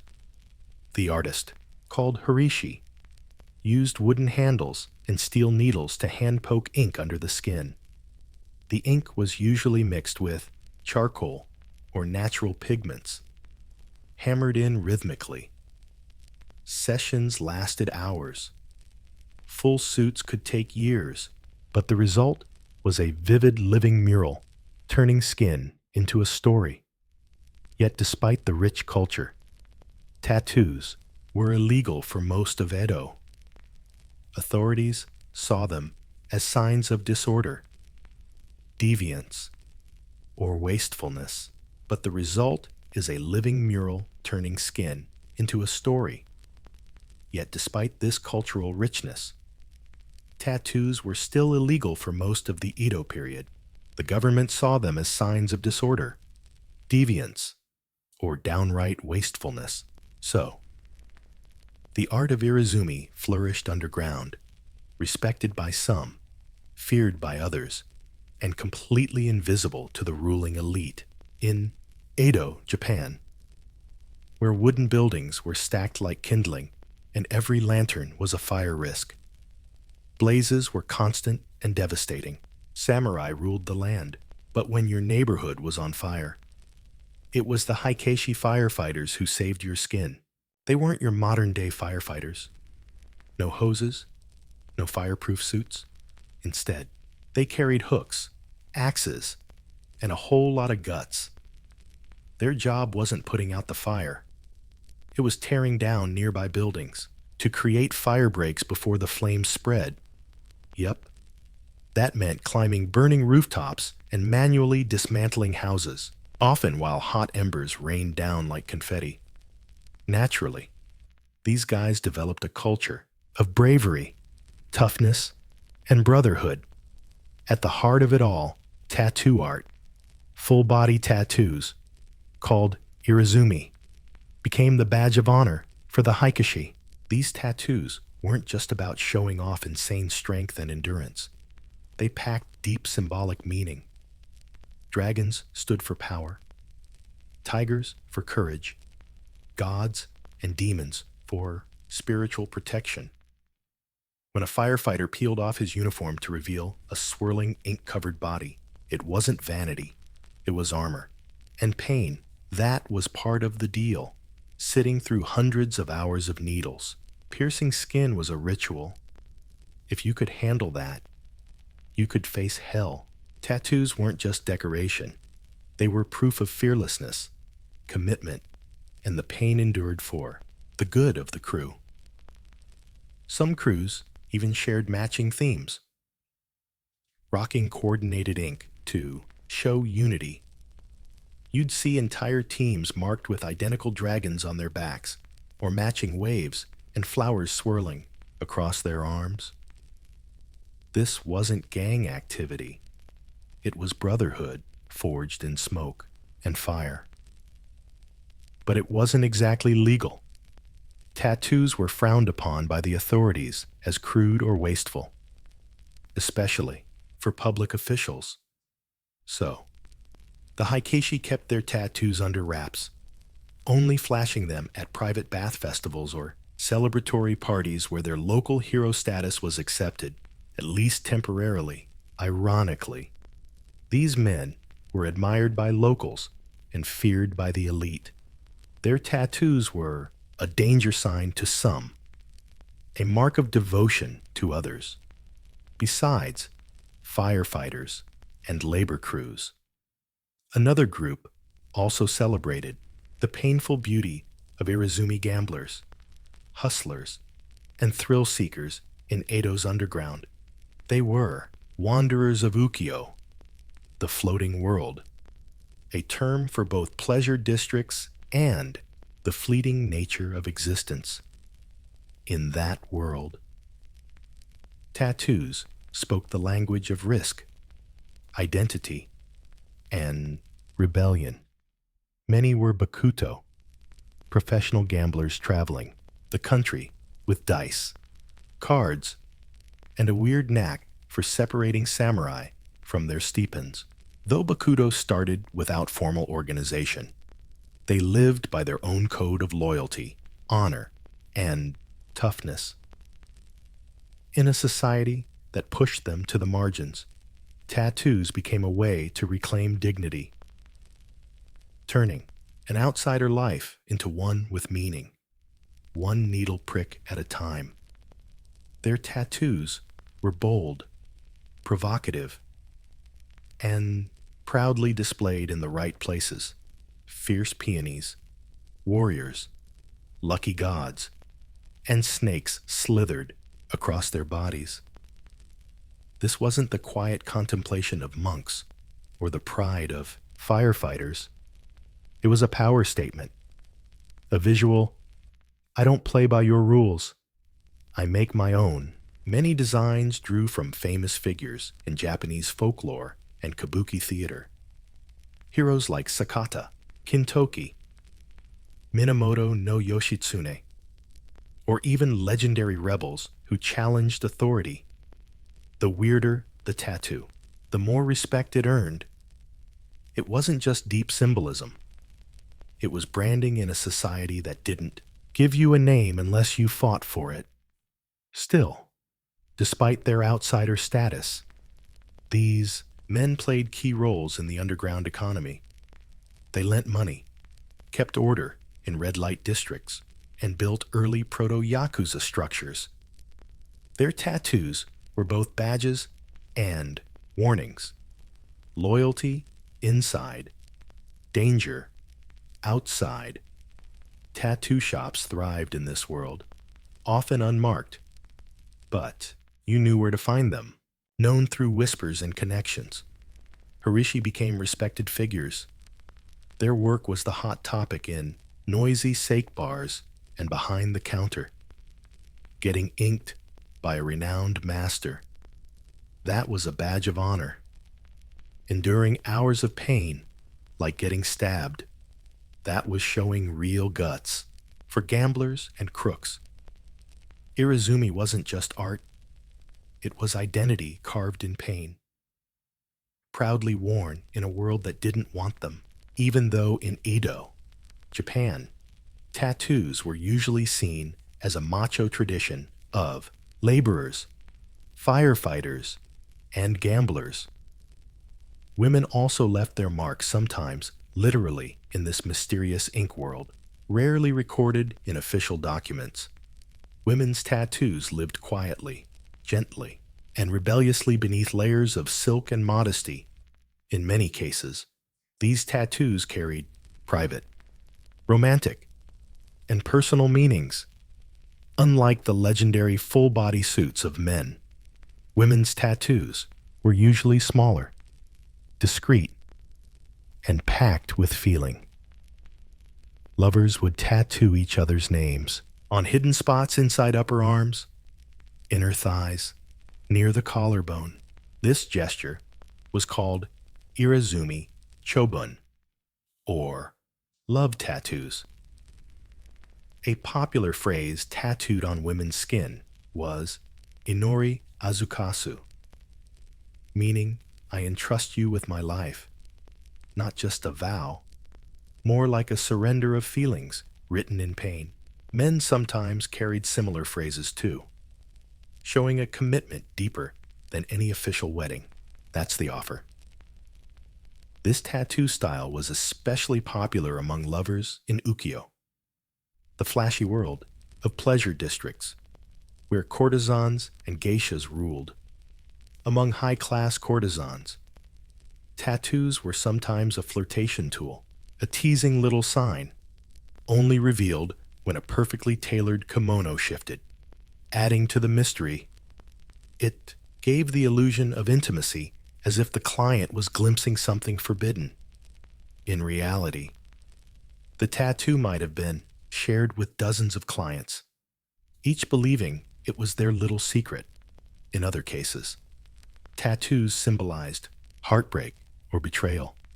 A courtesan might burn or slash a name tattooed on her body after being dumped, turning passion into a scarred testimony. Some even covered those names with new ink dragons swallowing words, ocean waves washing memories away. But for women outside the pleasure quarters, tattoos could also be quiet acts of rebellion. Farmer women, fisher women, or wives of tattooed men sometimes followed suit, inspired by the art or a sense of solidarity. Despite risking judgment, these women got tattooed privately under their kimonos as a silent declaration of autonomy, while official Edo society condemned such tattoos, especially on women. These tattoos told a hidden story, one of love, agency, and pain, a story the official history books never bothered to write down. Behind every stunning tight kimono, every swirling dragon and tragic hero etched on skin, were the unknown craftsmen of Edo, Japan, the horishi, or tattoo masters. They worked quietly in the city's hidden corners, anonymous rooms above tea houses, back rooms of barber shops, or candlelit apartments smelling of incense and ink. No flashing signs, no customer reviews, just word-of-mouth fame and tattooed skin. Becoming a horishi wasn't an easy choice. It took many years of training, usually apprenticing under a master. The tools were basic wooden handles with clusters of steel needles at the end, dipped into thick black ink called sumi, made from soot and animal glue. The technique was slow and insanely painful. The needles were rhythmically jabbed into skin by hand, often with a bamboo mallet. This process, called tabori, demanded steady hands, endless patience, and the mental endurance of a monk. But horishi weren't just craftsmen. They were storytellers, historians, psychologists. A good tattoo master didn't just know how to tattoo, but what to tattoo. Every design carried meaning. A cherry blossom dissolving into waves, the fleeting nature of life, a tiger climbing a mountain, symbolizing courage.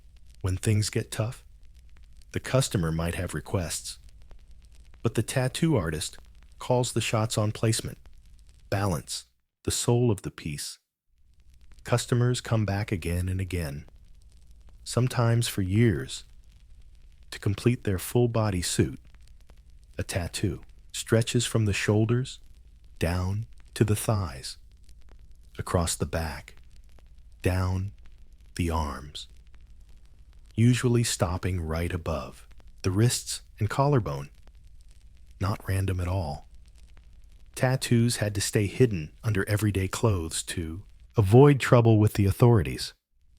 Some horishi sneak their signatures into the artwork. Not flashy, but secretly tucked into dragon tails or lotus petals. These subtle signatures became badges of pride, recognized only by insiders, even though the work was private. Horishi lived with one foot outside society. Their clients were often firefighters, gamblers, courtesans, outsiders to the upper class. So the artists lived on society's fringe, worshipped by the underground, invisible to the powerful.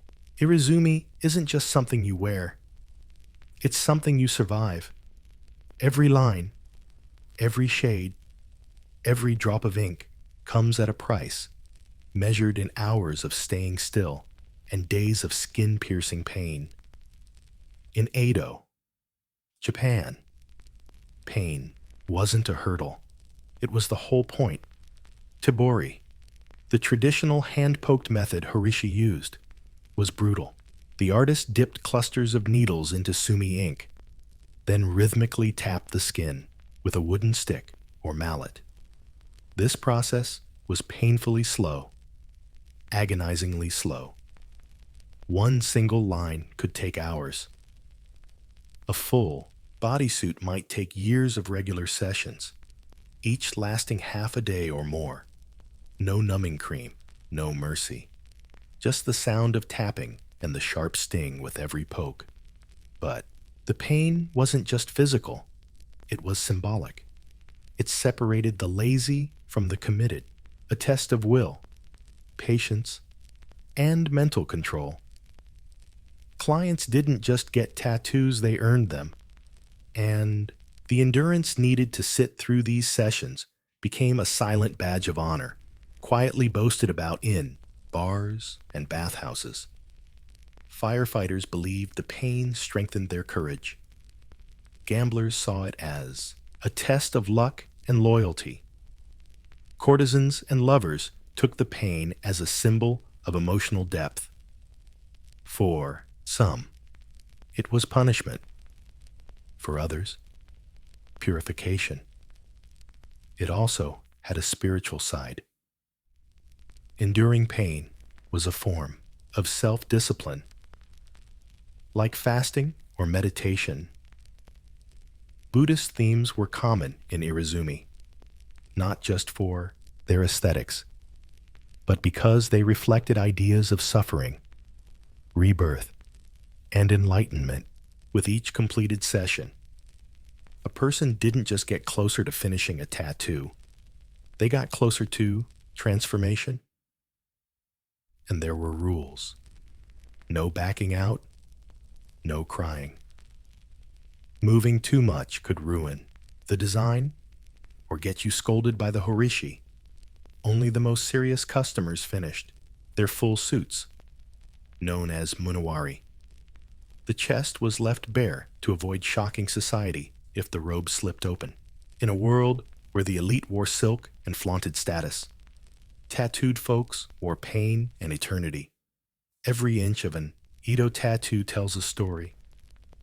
These aren't random designs picked off a menu.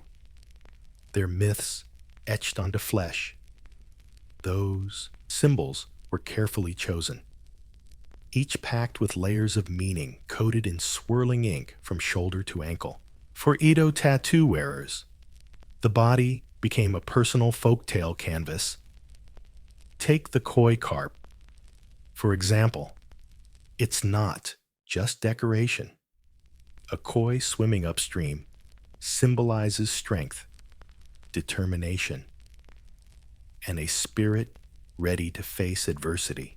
Legend says a koi that reaches the top of a waterfall transforms into a dragon, the perfect metaphor for a man trying to rise from low status to prove something the world refuses to see. Dragons in Japan aren't fire-breathing monsters like in Western myths. They're guardians, spiritual protectors, strong, wise, deeply connected to nature's power. A dragon coiled on your back isn't meant to threaten. It's there to shield you, a constant invisible presence between your skin and the world. Water symbolizes courage with a dash of elegance. The tiger stands for ferocity and determination. The ocean waves. They're all about life's unpredictability, demons and ghosts, warnings. These cautionary tales get inked into skin as permanent reminders of lurking dangers, both physical and spiritual. Tons of tattoos depict full-on scenes from Chinese and Japanese folklore battles, betrayals, divine interventions. Popular themes include Suikoden, a Chinese epic about 108 outlaw heroes. These stories resonate with the tattooed crowd rebels, protectors, misfits who don't quite fit the samurai mold but still follow their own code. Buddhist gods also make the cut, especially the fierce ones, like Fudo-Mu, the immovable protector god. Sword in one hand, rope in the other, he binds demons and chops through ignorance. Getting him inked on your back is basically carrying a spiritual bodyguard who's not afraid to throw down. But not all meanings are that intense. Location, size, and direction matter. A tiger climbing up might shout ambition. Climbing down, probably a warning. Even the order you get your tattoos in tells a story about your journey. These symbols are sacred, private, and powerful.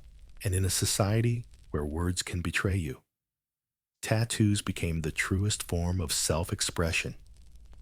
As the Edo era rolled on, the underground culture of Iramaya, once a secret code of honor among laborers, firefighters, and gamblers, started butting heads with shifting social attitudes and growing paranoia from the ruling class. What was once admired in bathhouses and secret tea rooms slowly got linked to crime, deviance, and disgrace. The turning point, when the government started cracking down on public behavior, tattoos, already unofficially frowned upon, gained a worse rep, especially as they became obvious marks of Bakuto gamblers and other criminals who would eventually shape the modern Yakuza. These guys were often the only ones ballsy enough to rock tight clothes openly. And as they got more organized, so did the stigma. It stuck to their ink like glue. Ironically, many of these criminals were just society's outcasts at first. Men didn't get tattoos to scare people, they did it to claim identity. But when crime groups started using tattoos to mark membership, turf, and loyalty, public opinion shifted. The cops didn't care if your dragon meant courage or your koi meant perseverance. To them, tattoos now screamed one thing: crime. The government responded with more bans. Early 1800s, tattooing got officially outlawed, though enforcement varied by region and who was on duty. Still, tattoo shops went underground. Horishi artists had to keep it hush-hush. Customers booked appointments in code, and artists developed tricks to hide tattoos under layers of ink or blend designs into bigger pieces to fool the cops. The stigma wasn't just legal, it was social. Anyone flaunting tattoos risked being kicked out of public baths, barred from shrines, or rejected by high-class families for marriage, tattooed bodies became taboo. And this art, once a badge of courage or spiritual symbol, got twisted into something crude, dangerous, even evil. But tattoos didn't vanish. They just burrowed deeper under the skin and under the radar. Every government crackdown birthed a new design, a new hideout, a new customer willing to endure pain for meaning. Tattoos don't die. They curl up like a dragon waiting to strike. As Japan stepped into the modern age with the Meiji Restoration in 1868, the new government was eager to show off Japan as civilized, orderly, and most importantly, westernized, secret stuff. Clients booked appointments through code words, and artists developed tricks to hide tattoos under layers of ink or blend them into bigger designs to fool the officials. The stigma wasn't just legal, it was social. Too, anyone with obvious tattoos could be banned from public baths, barred from shrines, or refused marriage by high-status families. Tattooed bodies became taboo. And this art form, once a badge of courage or spiritual symbol, was turned into something crude, dangerous, even evil. But tattoos didn't disappear. They just burrowed deeper, under the skin and out of sight. Every time the government cracked down, a new design popped up. A new hideout appeared. A new client willing to endure pain for meaning showed up. Tattoos don't die. They lurk like a curled-up dragon waiting to strike. When Japan stepped into the modern age with the Meiji Restoration in 1868, the new government was eager to show off Japan as civilized, orderly, and most importantly, westernized. In this new image of modern Japan, tattoos had no place. Irizumi, with all its cultural depth and underground cred, was now a stain. The government doubled down on enforcement. Tattooing was not just criminal. The government stepped up its game. Tattoos weren't just criminal, they were now shameful, savage, downright disgusting. Foreign diplomats were horrified by the flashy, tight outfits worn by Edo's working class, and Japan, desperate for Western respect, responded by pushing tattoos deeper into the shadows than ever before. But here's the kicker, even banned for Japanese citizens. Tattoos oddly became a tourist magnet. British and American sailors flooded Japanese ports looking for, ironically, the very art Japan wanted to bury was preserved by the foreigners they craved recognition from. Still, the tradition didn't die out. Harishi adapted. They switched up their clientele, moved tattoo shops to secret spots, and kept the Tabori method alive. Master-apprentice lineages passed down in whispers. Techniques, symbols, and tools carefully handed down. Usually within families or tight-knit artist groups. By the 20th century, Irizumi got tangled with the Yakuza. Those tight outfits, hidden under office suits, became symbols of loyalty and fear and the criminal underworld. Once again, tattoos meant pain, honor, and secrecy, but gone was the folk charm of Edo firefighters or koi fish mythology. The art was still there, but the public turned their backs. To this day, that stigma lingers, despite the modern worldwide love for tattoo culture. Japan still eyes tattoos with suspicion. Public baths, gyms, even some beaches ban tattooed folks. Fear of crime still clings, even when the tattoos are harmless. But times are changing. Young Japanese artists are reviving Irizumi tattoos not as rebellion, but as heritage, Museums are preserving ancient designs. Art lovers and historians finally give the craft its due, and a new generation is asking, why the heck should we be ashamed of our own skin in a culture built on layers of cloaks, meanings, and silence? It remains the truest expression Japan ever tried to hide. Now, over in Renaissance Europe, openly talking about sex was a no-go unless, of course, you did it through a thick Latin manuscript wrapped in religious guilt, printed under the church's watchful eye. Enter the marriage manual, a weird little literary genre where theologians, monks, and celibate scholars explained that good Christian folks were supposed to get busy solely for baby-making purposes. Naturally, these manuals had fewer 50 Shades and more like 46 approved positions to honor the Lord. Titles like De Matrimonio or The Book of the Family cleverly disguised their true nature.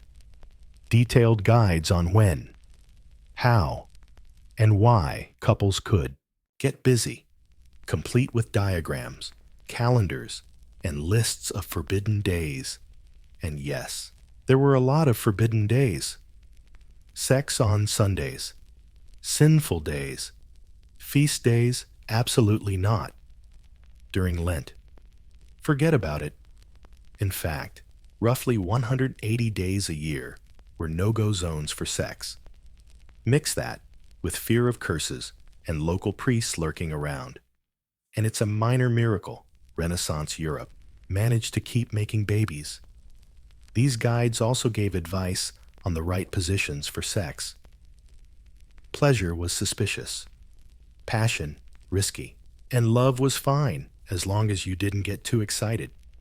Women were encouraged to submit and keep quiet, while men were warned not to let their desires run wild. Basically, the goal was a spiritual combo with just enough physical action to make babies and nothing more. But despite the dry wording, these books were pretty popular, especially among clergy. Some even had sections explaining which positions were natural and which weren't. Missionary was holy. Anything else basically flirted with excommunication. Of course, educated Renaissance readers knew how to read between the lines. These books were some of the rare texts popular, especially among clergy. Some even explained which sexual positions were natural and which weren't. Missionary work was divine. Anything else was basically flirting with excommunication. Of course, educated Renaissance readers knew how to catch the hidden meanings. These books were some of the only texts admitting to sex stuff, so people gobbled them up, not exactly for holy reasons. A marriage handbook on your bookshelf.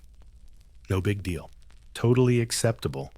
What you highlight in it, that's your business. Ironically, the super strict moral rules these books preach only make folks more curious about the stuff they can't have. That's why, right next to those marriage manuals, a different kind of book started popping up. Less sacred, more illustrated. On the surface, they looked like scientific wonders, detailed anatomical treatises, usually illustrated by respected artists and backed by university scholars. But for anyone with a bit of imagination and a locked drawer, these books had a certain charm, especially when it came to the female form. The Renaissance sparked a boom in interest in human anatomy, thanks to legalized dissections in some areas, and artists like Leonardo da Vinci pushing the boundaries of scientific observation. Texts like Andreas Vesalius's De Humani Corporis Fabrica were medical game changers. They were also kinda steamy, whether on purpose or not. Why? Because they showed naked women with their entire bodies subtly depicted. Breasts, hips, genitals, not censored. And while officials claimed education was the goal, let's be honest, not every reader cared about lymphatic systems. These images were often presented in a highly artistic style. One notoriously scandalous edition of an anatomy book showed a naked woman lying sideways as gracefully as in a Botticelli painting, except her chest cavity was peeled back like a butcher's diagram. It was both horrifying and oddly seductive. Body as art, body as science, and for some, body as entertainment. Since porn was banned by the church, these illustrations slipped past moral censors under the guise of medical necessity. A young guy caught with a steamy woodcut from a medical book could just shrug and say he's studying. Folded pages and mysteriously worn thumbs were totally unrelated. Some printers even played up this double appeal. Some editions were made with special attention to the female figure, combining anatomy with erotica, a Renaissance loophole of sorts. If you wanted to ogle naked folks, all you had to do was pretend to care about the spleen. And these weren't cheap, trashy books. They were printed by reputable publishers, collected in university libraries, and cited by doctors. But between the dry Latin and muscle charts, there was just enough gentle temptation to make readers turn the pages with more enthusiasm than strictly necessary. Of course, not all banned books were scientific. Some didn't even bother hiding it.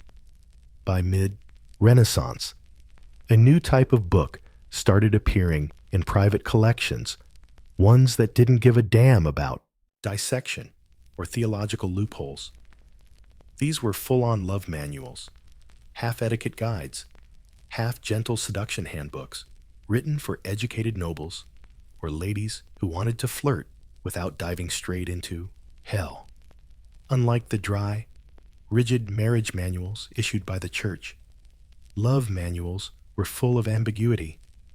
They walked a thin line, offering tips on flirting, letter writing, and romantic talk, all under the guise of refining good manners.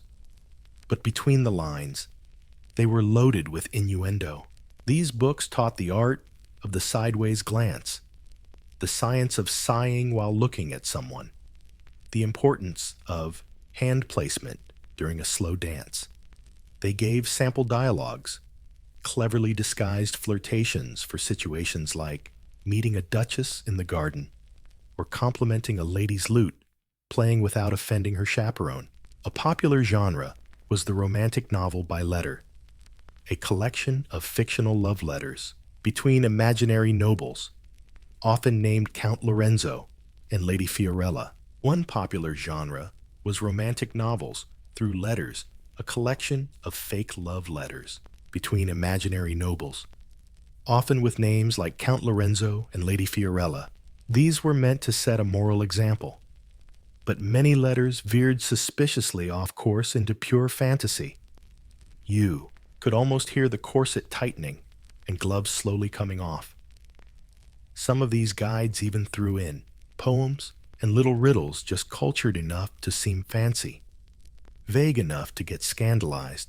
Renaissance readers loved double meanings, and love manuals often wrapped them in elegant rhymes. And don't forget the grooming tips.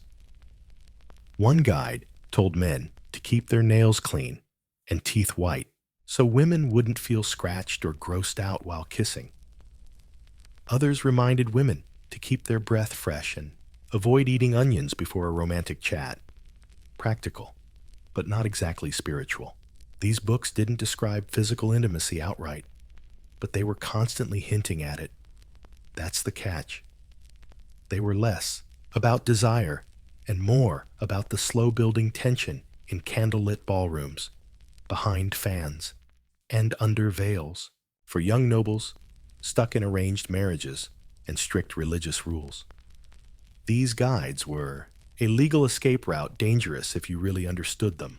While the church cracked down on sin and scholars debated virtue, some Renaissance readers hid ancient Roman poetry under their pillows, and not the kind Cicero would approve of. Ovid's Ars Amatoria, The Art of Love, was one of the most widely banned texts of the Renaissance. Technically a Roman classic, it offered, step by step, tips on wooing, from spotting a lover at the theater to faking just enough jealousy to keep things spicy. It was witty, sophisticated, and totally scandalous by church standards. Naturally, it was super popular. Educated men, and some bold women often hid copies of Ovid behind Bibles or wrapped in plain covers to avoid suspicion. Marginal notes and surviving copies say things like, "Try this at the masquerade and worked on Cecilia," because who says Latin is boring? Then there's Apuleius's Golden Ass, a lesser-known novel with mythological plots, but vivid scenes about transformation, desire, and occasionally a talking donkey. Technically, it's a spiritual allegory. Also kinda pornographic in a toga. Even bolder were the love poems in Greek and Arabic, many of which emphasized pleasure as a path to enlightenment. Renaissance. Italy loved the weird stuff, and Arabic texts inspired by perfume gardens circulated in small elite circles. These books weren't sold openly, but if you had the right connections and cash, a copy could land in your study. Booksellers knew how to play this game officially. Their shops were stocked with theology and grammar books unofficially. A wink and a coin could unlock cabinets labeled odd medical instruments or private reading rooms. The church called it sin.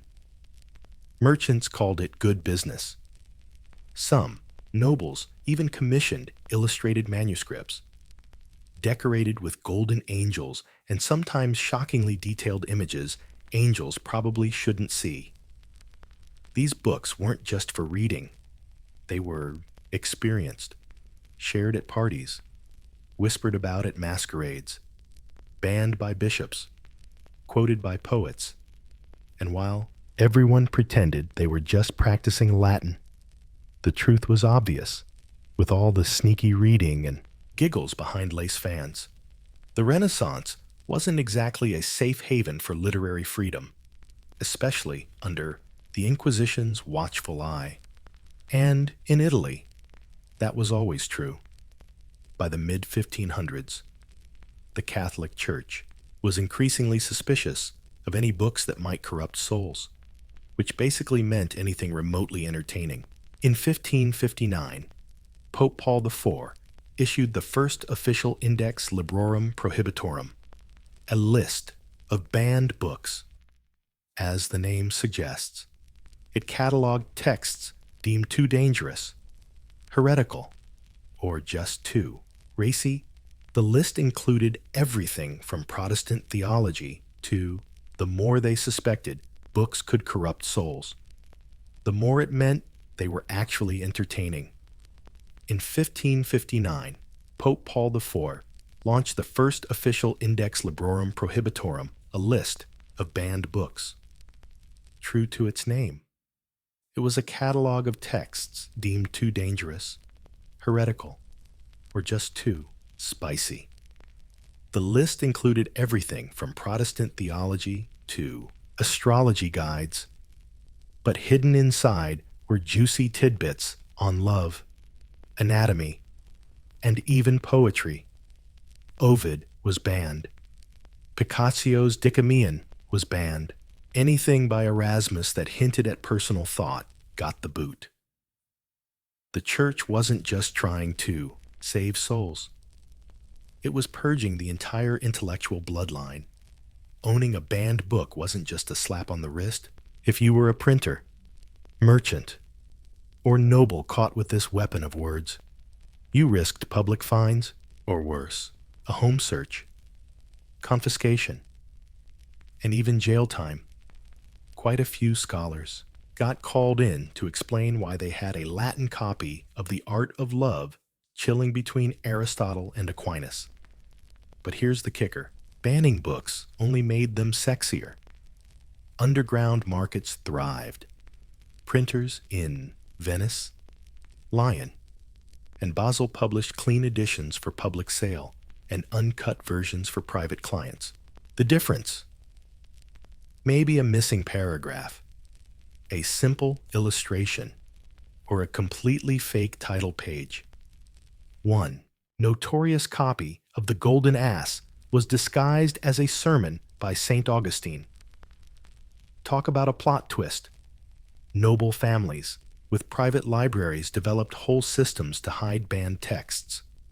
Secret compartments, fake book covers, mirrored cabinets, part spy, part erotica. A carefully arranged bookshelf screamed, "Yes, I fear God, but I also read trash." Women were especially clever here because they were less likely to be intellectual targets. They often played the role of literary couriers, borrowing, copying, and circulating books under the guise of religious reading. A nun in Naples allegedly kept a copy of The Perfumed Garden, hidden behind her Lives of the Saints. Censorship might have been public, but privately, Renaissance readers just flipped pages more carefully, behind monastery walls, away from society's prying eyes and the ever-present banned books lists. Renaissance nuns accessed private libraries, some of them far from saintly, while monasteries were usually seen as bastions of chastity and piety. The truth was messier. They were also hubs of knowledge, intellectual curiosity, and repressed desires. Many young women entered convent life, not by choice, but by family arrangements. Too expensive to marry off. Send her to a convent. Too outspoken. Lock her in a convent. So, a generation of educated, bored, and single women turned to the convent library. On the surface, these collections looked devout and respectable: lives of saints, theological commentaries, devotional poetry. But dig a little deeper, and you'd find scribbled notes in the margins, entire passages underlined with suspicious enthusiasm, and sometimes handwritten copies of love poems discreetly tucked between prayer books. A nun in Ferrara was once reprimanded for translating Ovid's Amores into the local language for educational purposes. Others wrote their own coded, melancholic, and often longing verses. Modern scholars suspect some of the most passionate Renaissance love poems attributed to anonymous court ladies were actually penned by reclusive women using texts as a form of romantic escape. And it wasn't just poetry. Some convents had copies of anatomical treatises, supposedly for medical knowledge, since nuns often acted as nurses. But as we know, anatomy books rarely stick to just medicine. An abbess in Florence even petitioned to keep the convent's illustrated anatomy guide because it helped young sisters understand temptation, a pretty creative spin. Of course, the church tried to control what was read behind those walls, but literacy meant autonomy, and autonomy meant rebellion. Banned texts circulated quietly among trusted hands, pages memorized, copied, and passed along with coded bookmarks. The smell of ink and parchment was, for some, more intoxicating than incense. In the quiet of the evening, after Vespers and confession, a young nun might light a candle and open an old book, not a Bible, but something warmer, a poem, a story, a stolen piece of a world she never touched but could still imagine what was read behind those walls. But literacy meant self-control, and self-control meant rebellion. Banned texts quietly circulated through trusted hands. Pages were memorized, copied, and passed along with coded bookmarks. The smell of ink and parchment was more intoxicating to some than incense. In the quiet of evening, after vespers and confession, a young nun might light a candle and open an old book, not a Bible, but one warmer, a poem, a story, a stolen piece of a world she'd never touch, but could still imagine. Because sometimes the most banned books weren't about lust. They were about freedom. Not all banned books sat on library shelves or chained in monasteries. Some were hidden in aprons, buried under floors, or whispered through memory in small marketplaces. These works weren't printed by legit presses or debated at exhibitions. These were other Renaissance texts, magical ones. Handwritten grimoires, herb guides, and spell books traded between midwives, herbalists, and women who definitely didn't call themselves witches, but everyone else sure did. Love is power, and power, especially wielded by a woman, is dangerous. That's why love spells were one of the most banned and feared types of knowledge. Renaissance spellbooks usually included instructions on how to win affection, obsess over someone, or reignite a cold marriage, a lock of hair, a glass of wine, a whisper under a full moon. Not theology, folk science. And it worked. Or at least, it felt like it did. A famous magic book from southern Italy recorded a ritual for loyalty. Sew a pinch of dried basil into your lover's cloak. Whisper their name 3 times, and sprinkle rose water on their pillow. If they dreamt of you that night, magic was real. If not, well, there were stronger measures. Aphrodisiacs were another hot commodity in these underground texts. Recipes mixing Renaissance flair with medieval imagination. Cinnamon, anise, crushed oysters, mandrake root, sometimes effective, sometimes poisonous. One pharmacist's handbook cheerfully suggested a mix of honey, wine, and deer velvet powder to spark Venus's fire. He conveniently forgot to mention the severe nosebleeds. Men were curious, sure, but women were the real readers and keepers of these texts. Many passed down recipes and rituals from mother to daughter, especially in rural areas where priests rarely visited and midwives handled everything from birth to, well, suffering. But owning such a book was a gamble. The Inquisition didn't take kindly to women with too much knowledge. And love spells were just the opening act of a witch trial. So pages got hidden, burned, or disguised as herbal journals.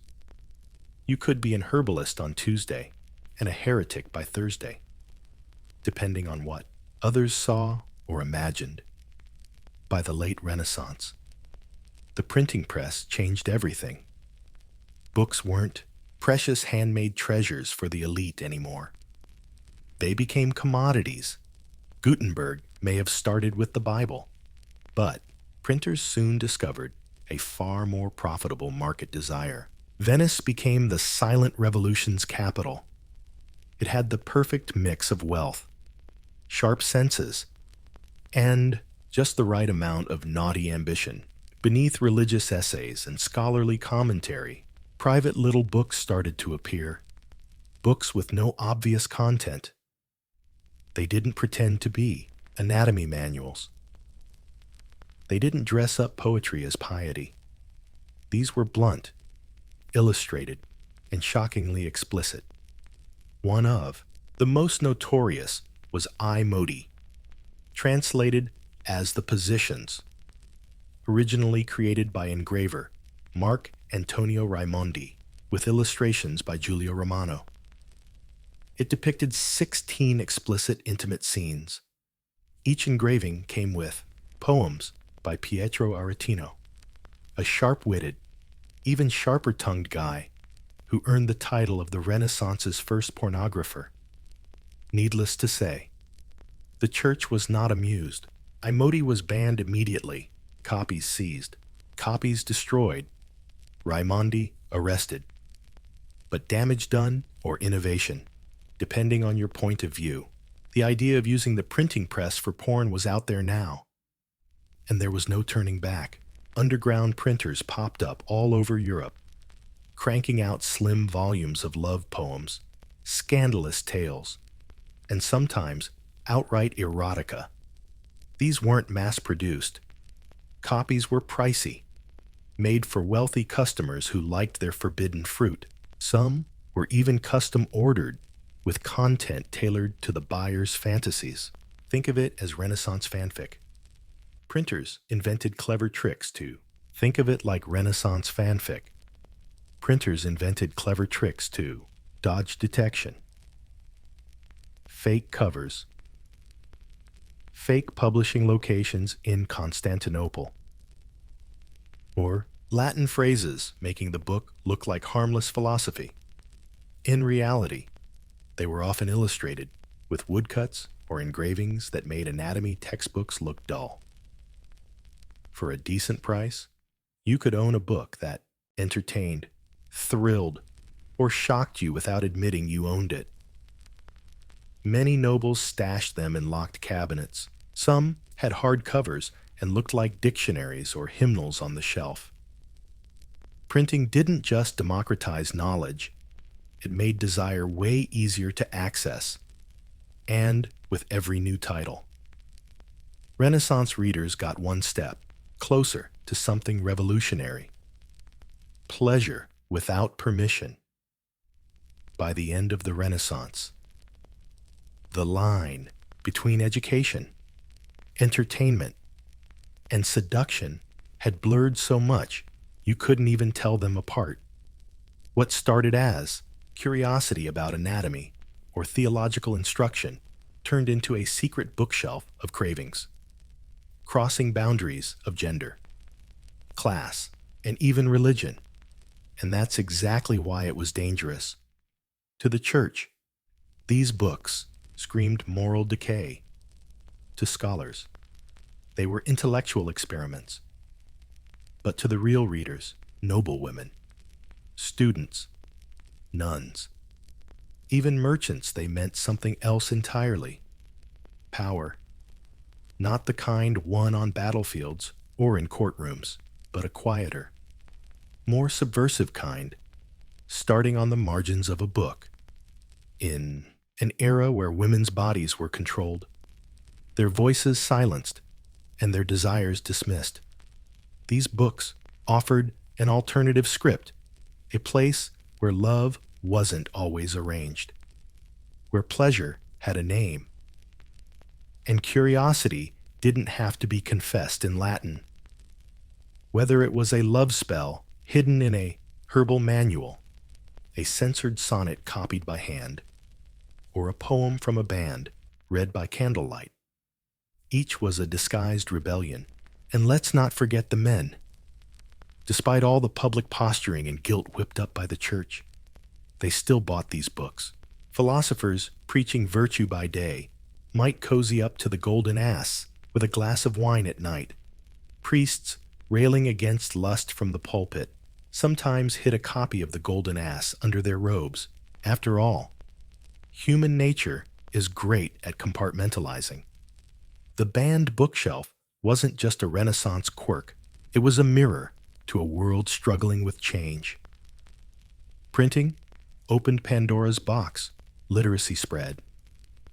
Ideas got harder to control. And once people realized books could make them feel something deep, private, even a little sinful. There was no turning back.